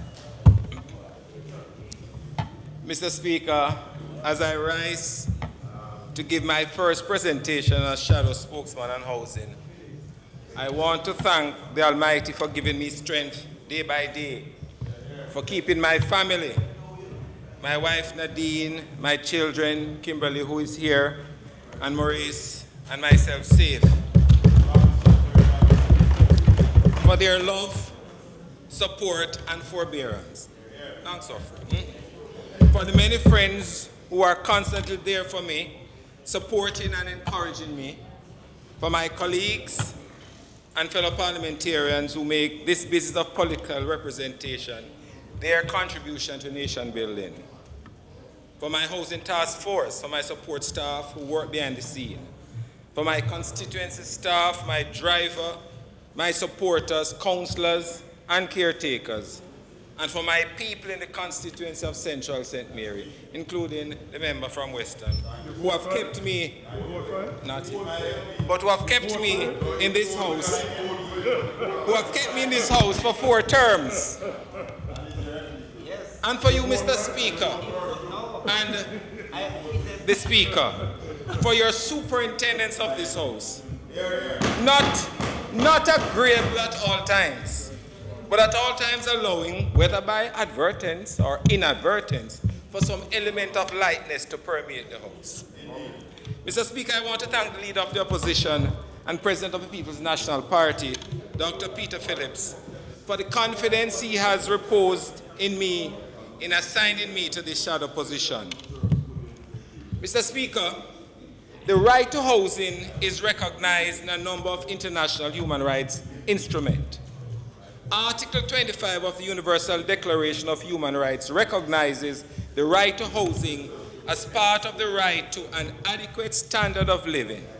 It states, and I quote, "Everyone has the right to a standard of living adequate for the health and well-being of himself and of his family, including food, clothing, housing, and medical care and necessary social services, and the right to security in the event of unemployment, sickness, disability, widowhood, old age, and other lack of livelihood in circumstances beyond his control." Article 11.1 of the International Covenant on Economic, Social, and Cultural Rights also recognizes the right to housing as part of the right to an adequate standard of living. And this convention, Mr. Speaker, was signed by Jamaica in 1966 and ratified in October 1975. Notwithstanding that, though, Mr. Speaker, we have not been faithful to that covenant. Not when you consider that approximately 25% of our population of 2.8 million live in squatter communities, euphemistically called informal settlements. Not when you interrogate the data to recognize that despite contribution to the National Housing Trust, the poorest income segments, despite being the highest net contributors, are not the majority NHT beneficiaries. Mr. Speaker, an analysis of the distribution of benefits across income levels reveals a disturbing picture. Middle and upper income contributors have received more mortgages than those in the lower income groups. Contributors earning $20,000 weekly and more, which is the highest income group served by the trust, are twice as likely to gain mortgages as contributors earning less than $10,000, the lowest income group. And that was from a Capri study in 2016. This unfaithfulness, Mr. Speaker, is not a recent phenomenon. What I want to highlight today are the approaches made by differing administrations in tackling this issue. But more importantly, Mr. Speaker, how the well-laid foundation built by one administration becomes the plank board on which another will continue to build houses and create homes for the Jamaican people. Successive administrations should always strive for continuity of programs when they recognize that these programs are good, and especially when they are built on a well-laid and solid foundation. Therefore, Mr. Speaker, my presentation will delve in some areas which have met with some successes, and where there are improvements for others, suggestions to the government on how to address some of the challenges. This in itself, Mr. Speaker, is not a fulsome look, but some areas have been identified and highlighted.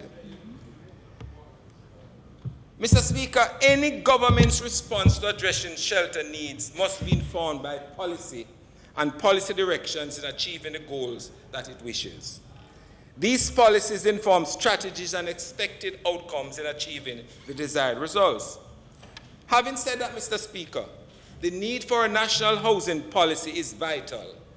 And when we left office in 2016, we left a final draft of that policy. We would expect that with the new administration, there would be some changes. But it cannot be, Mr. Speaker, that the changes have been so monumental that it has taken upwards of 2 years to achieve these amendments.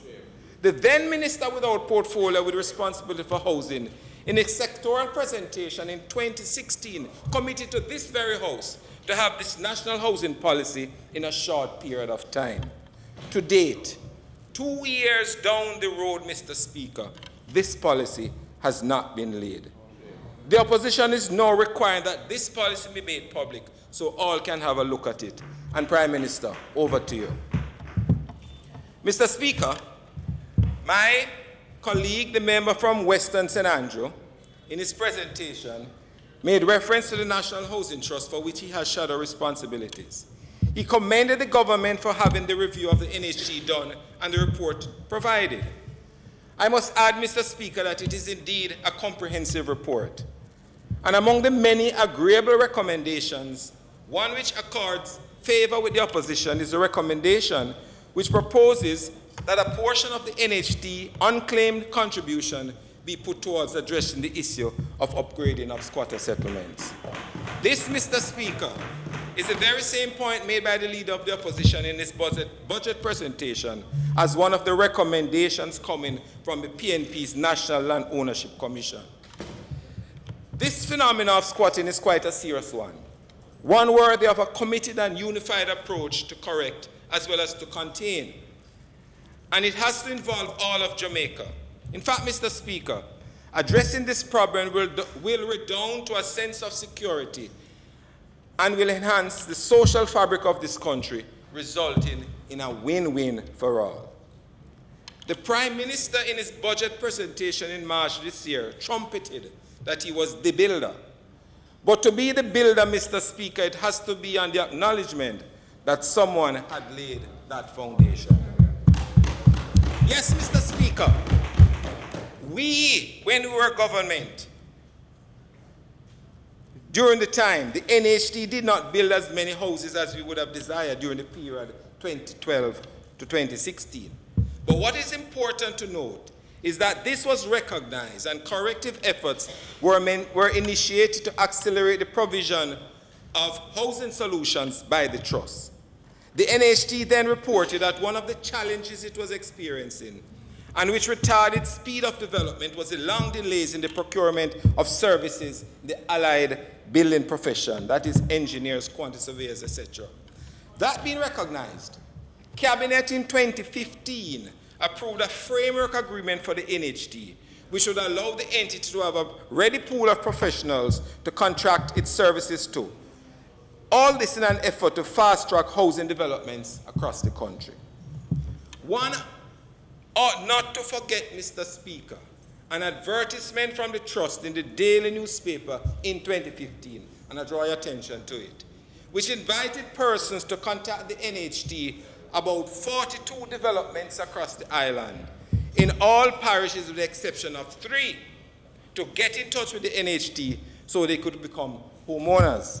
Yes, further, Mr. Speaker, this was echoed by the then Prime Minister, the Most Honorable Portia Simpson Miller, in the Balaclava Housing Scheme handing over ceremony for the NHT beneficiaries in December 2015. But, Mr. Speaker, listening to Prime Minister Holness in March 2018 brought me back to listening to PM Portia Simpson Miller on December 9, 2015 with respect to content. After all, Mr. Speaker, Prime Ministers need to speak like Prime Ministers when declaring policy statements. And I say that as I quote from the speech in 2015. The NHT has extended its role beyond the provision of housing solutions. It has invested a lot of time, effort, and resources into the improvement of communities it has created. Recently, the NHT announced its planned housing solutions for the next 2 years. This is 2015. This involves the construction of some 9,000 housing solutions over the next 2 years. For some of those projected solutions, the Trust will be involved directly as a developer. For others, it will be involved indirectly through the provision of financing to private developers. It will also be providing mortgages to assist more Jamaicans to purchase houses constructed by these developers, unquote. Mr. Speaker, this was what Prime Minister Holness said in March 2018. And I quote, Mr. Speaker, housing is a critical social need, and the surveys conducted by the NHT suggested that there is an unfulfilled demand for housing that far outweighs what the NHT has historically provided. So when we came to office, the policy of my government was to build a house, and that is exactly what the NHT has done. They have proceeded with clarity of purpose and focused around this singular objective with no distractions. So, Mr. Speaker, in only 2 years, we have completed 8,200 housing starts at the NHT, unquote. What that shows, Mr. Speaker, is that the Trust has been true to the plans that were laid in 2015, albeit 800 solutions short. And this, Mr. Speaker, speaks to the foundation being laid and the continuity by Prime Minister Holness on building on that foundation laid by his predecessor. Nothing is wrong with that. Nothing is wrong with that. Oh, don't trumpet that you're a builder. Let me continue. So, Prime Minister, give credit where credit is due. What are the facts, Mr. Speaker? The previous administration had begun to correct the imbalance in access to NHT housing between the rich and the poor by initiating a number of low-income housing solutions. The PNP has a distinguished record of providing housing solutions for the poorest Jamaicans, whether directly through the NHT or through joint ventures. The last policy changes to NHT loan arrangements were done in 2015 under the previous government. Individual loan limits increased from 4.5 to 5.5 million, and the interest rate on loans to contributors who applied as of November 1, 2015 was reduced as low as 0% for contributors earning up to $7,500 per week. In 2012, former Prime Minister Portia Simpson-Miller launched the First Step Homes program, which was intended to benefit NHT contributors earning up to $7,500 per week, and beneficiaries paid as low as $5,900 monthly for a basic studio unit with potential for upgrading and expansion as beneficiaries' incomes allowed. In 2012, the previous administration embarked on various partnerships with Jeep, Food for the Poor, and the NHT to deliver over 9,000 mixed low-income housing solutions over a 5-year period. Wooden units free of cost to the indigent, and concrete units minimum wage earners. To note, Mr. Speaker, this 9,000 is not to be mistaken with the 9,000 that the NHT proposed in 2015 and that I mentioned in my earlier statement. But what have we seen, Mr. Speaker? An abandonment of these last two programs. My colleague from Northwest Manchester spoke in his contribution to the sectoral debate recently, but it needs further ventilation today. The Prime Minister announced to the country in 2017 that the Food for the Poor arrangements, specifically referring to the Wooden House program, would be continued. But to date, we have not heard of any renewal of that program. In fact, the contract expired in September 2016, and there has been an audible silence on the matter. The former Minister without Portfolio Housing, in the Standing Finance Committee meeting in March 2018, suggested that a similar program would be crafted. But again, Mr. Speaker, that too, like the housing policy, has taken a very long time to become a reality. The program with the NHT has also come to a standstill. So the question I ask, Mr. Speaker, is what efforts are in place to satisfy the largest segment of contributors to the National Housing Trust? What is the status of the First Step Homes program initiated as a result of the arrangements with Food for the Poor and the then Ministry of Transport, Works and Housing, which was launched in December 2015? And further, if not Food for the Poor, what other plans are in place and what are its implications for that segment of the market which has come to the expectation of some equity from the National Housing Trust? JEEP was a component of that program, which is employment of young persons in the construction phase. We note, Mr. Speaker, that HOPE has replaced JEEP, but to date, the H component of that acronym has been unhopeful. I now turn to the Housing Agency of Jamaica, Mr. Speaker.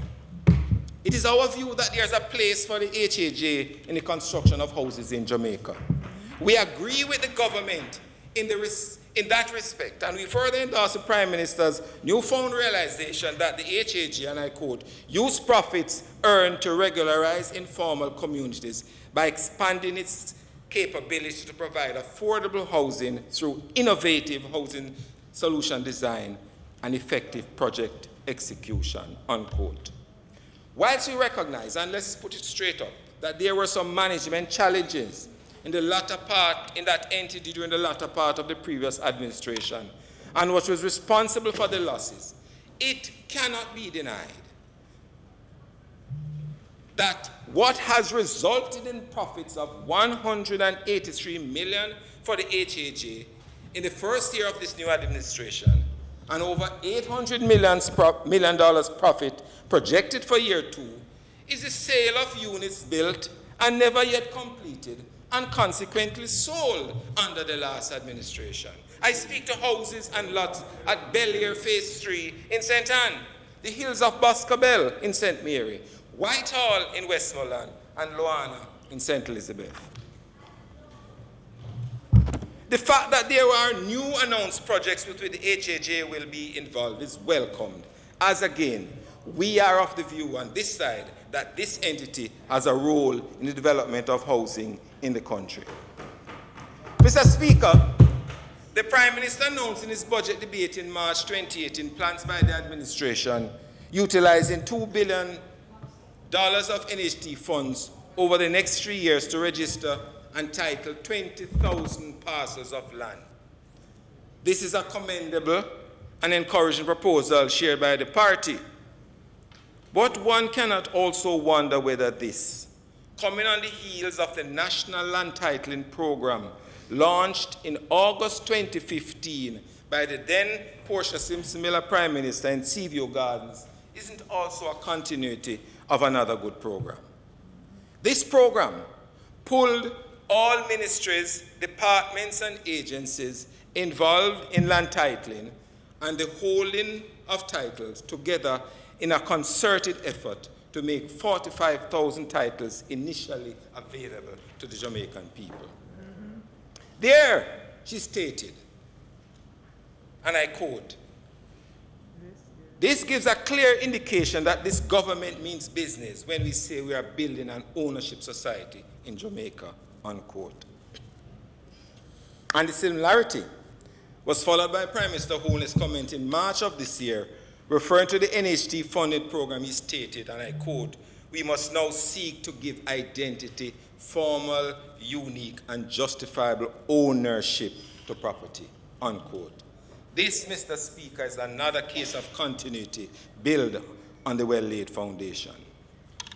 The Auditor General's report in 2017, Mr. Speaker, found that the Jamaica Mortgage Bank had non-performing loans averaging 68% of loan portfolio. Even though this had been reduced by measures instituted by the bank since then, the main reason for the inability to maximize this arm of government to build houses is the undercapitalization of the bank. During the last administration, a proposal to have a bond offering by the JMB was not supported by the Finance Ministry due to the constraints of the then IMF program. Since there are less restrictions now, this may be an opportune time to so do. You will recall that the JMB did a loan syndication with the National Commercial Bank to fund 138 students living at the University of the West Indies, which was a profitable venture for the JMB and was a win-win for all concerned. The face of the JMB, Mr. Speaker, is shown on many private housing development billboards in the city and across the country.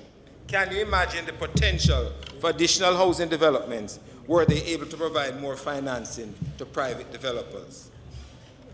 Mr. Speaker, on the last administration in 2014 specifically, the Mortgage Insurance Act was amended.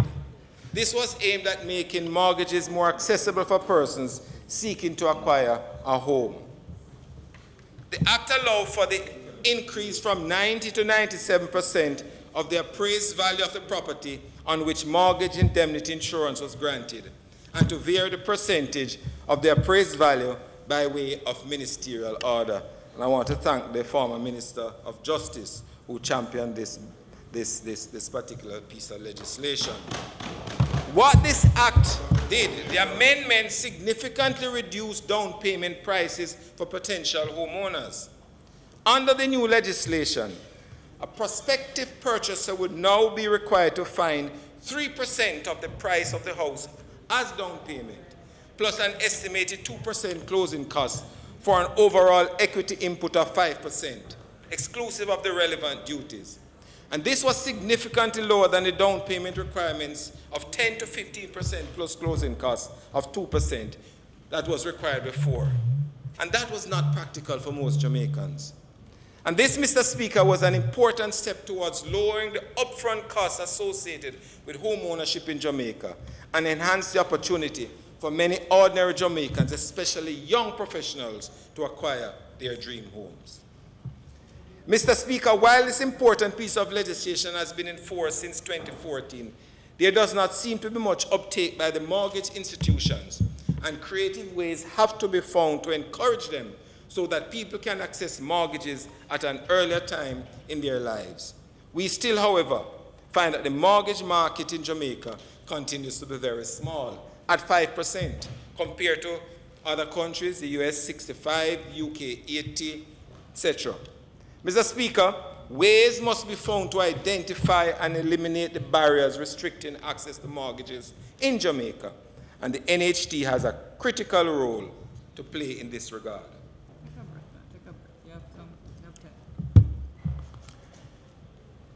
Mortgage arrangements are virtually always favorable to regular income earners, Mr. Speaker, but unfavorable to irregular income earners, who account for the largest share of income earners in the country.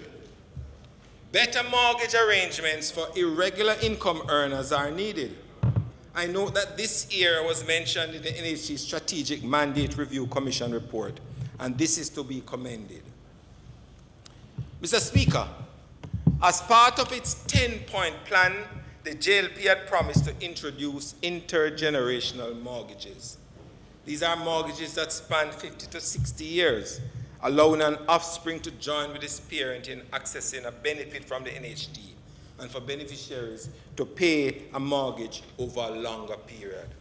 What is the status of that promise, Mr. Speaker? Where are we down the wicket where that is concerned, if on the pitch any at all? I now turn to the Rent Restriction Act, Mr. Speaker. The rental market is an area that is not fully exploited in this country.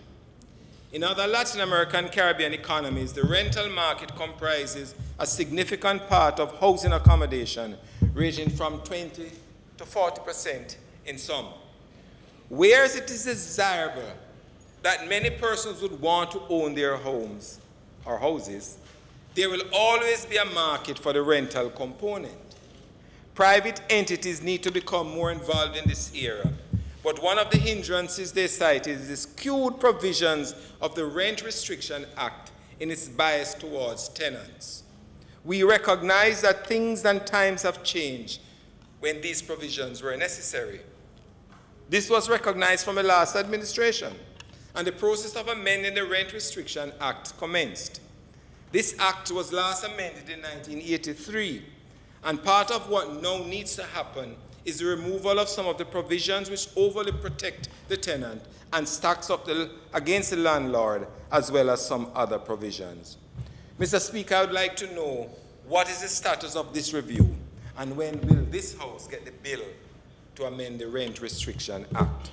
Additionally, Mr. Speaker, to further incentivize the rental sector, government could consider some inducement to players who wish to enter this market, whether in the form of reduced taxation on inputs, among others, but within some established set of criteria, and further to look at the rent-to-own concept within this inducement framework. I now turn to an area where the member from Central Kingston is very interested, Mr. Speaker. The regeneration of Kingston. Yes, yes. Mr. Speaker, this aspect of Kingston's redevelopment has been on the agenda for more than 25 years. The Kingston Restoration Committee, KRC, was formed in 1983 with a mandate to restore the aging city. In 2003, the Maureen Report was done to inform the KRC on the concrete developments within the Kingston city. Many other studies have been done, and the UDC has been the repository of many plans and attempts at this restoration. Mr. Speaker, Kingston can be regenerated. It is important to have people live in close proximity to where they work. Time caught in traffic is time lost to productivity as well as to comfort and family life. The issue of redevelopment of Kingston in respect of my focus is on housing. And the fact is that many empty lots literally litter the city. Areas which once were thriving communities have been abandoned. It is now time, Mr. Speaker, for the government to lead the way in building residential homes in the depressed areas of the city. The young professionals who come from some of these communities, after earning some qualification, would like to live, return to live, and develop their communities. Government should start the process of purchasing these open lots and abandoned buildings and initiate a process of constructing low-rise apartment complexes for citizens of these communities at all ranges of the socio-economic strata. You know, Mr. Speaker, for a greenfield development, construction project, infrastructural costs, roads, water, sewage, usually runs between 35 to 40% of the final price of these homes. These inner city communities have roads, they have water, and most, if not all, have sewer mains running by or close by. Can you imagine, Mr. Speaker, the significant cost reduction that would accrue to the purchasers of these units? This would no doubt make them more affordable to most. The UDC, in the latter part of this administration, developed a plan for a section of the city north of General Penitentiary and extended into Southside, which was to have been the prototype of this systematic development following an overall development plan. Where are these plans, and what are the status of these proposals? Mr. Speaker, recently the government announced plans to have a new township on agricultural lands located at Bernard Lodge. Many comments have been made and many concerns still exist. Prime agricultural land, etc., etc.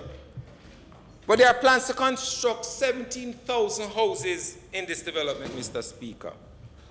Other members of this House have made mention of their concerns.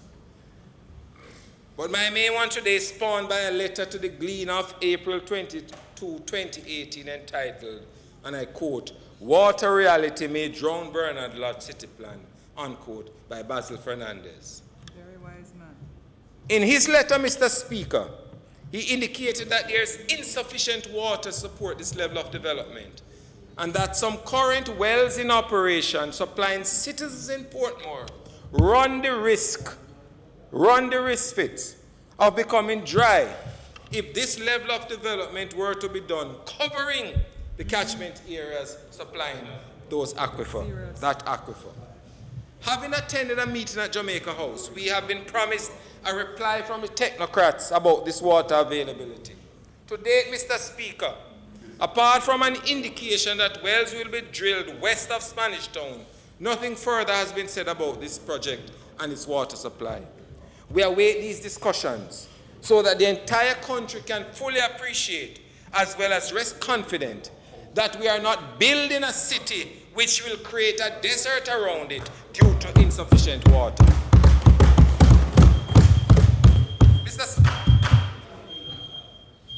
Members, time for speaking as expired. House Leader. Mr. Speaker, I move that the members' time be extended sufficient to allow him to complete his question. Those in favor? Aye. Those against? Ayes have it. Mr. Guy. Thank you, Mr. Speaker, and thank my colleagues from both sides of the House. That much so, Mr. Shaw. There's nothing generous about Carl. I'm actually at conclusion, though. Besides my road. House Leader. Mr. Speaker, no one can deny the fact that Jamaicans are hard-working people.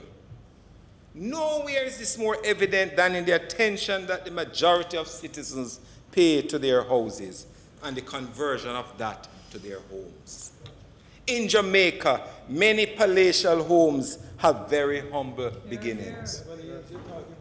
Many, not I said all.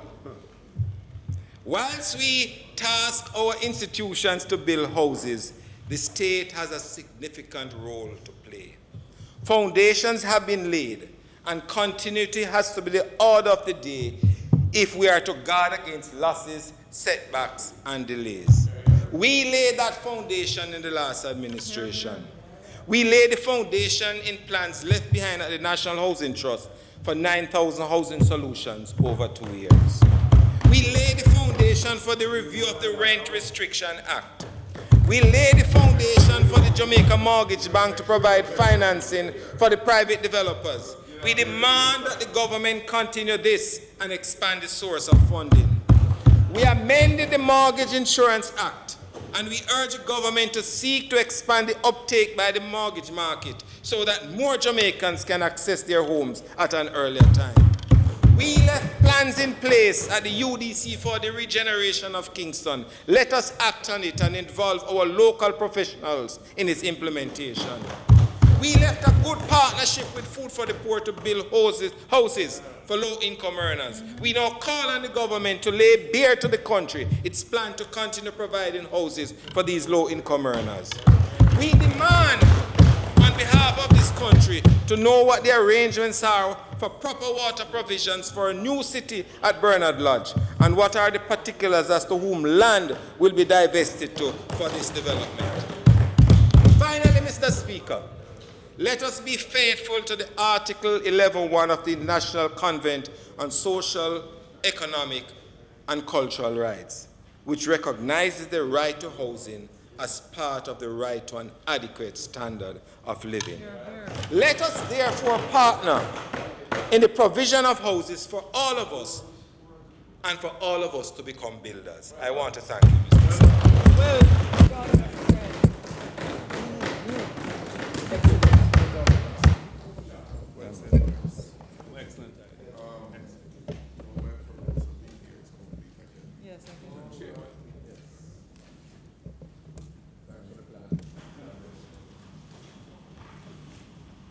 House Leader. Well done, well done. Thank you, Carl. Well done. Well constructed and well presented presentation. We have heard two excellent presentations today, Mr. Speaker, and we are the better for both presentations today, and we will reflect on the challenges that have been posed. But, however, it is not intended to do any further business today, Mr. Speaker, so I ask that you adjourn this House until July the 3rd at 2 p.m. Motion is that the House be adjourned until July 3 at 2 p.m. Those in favor? Those against? Ayes have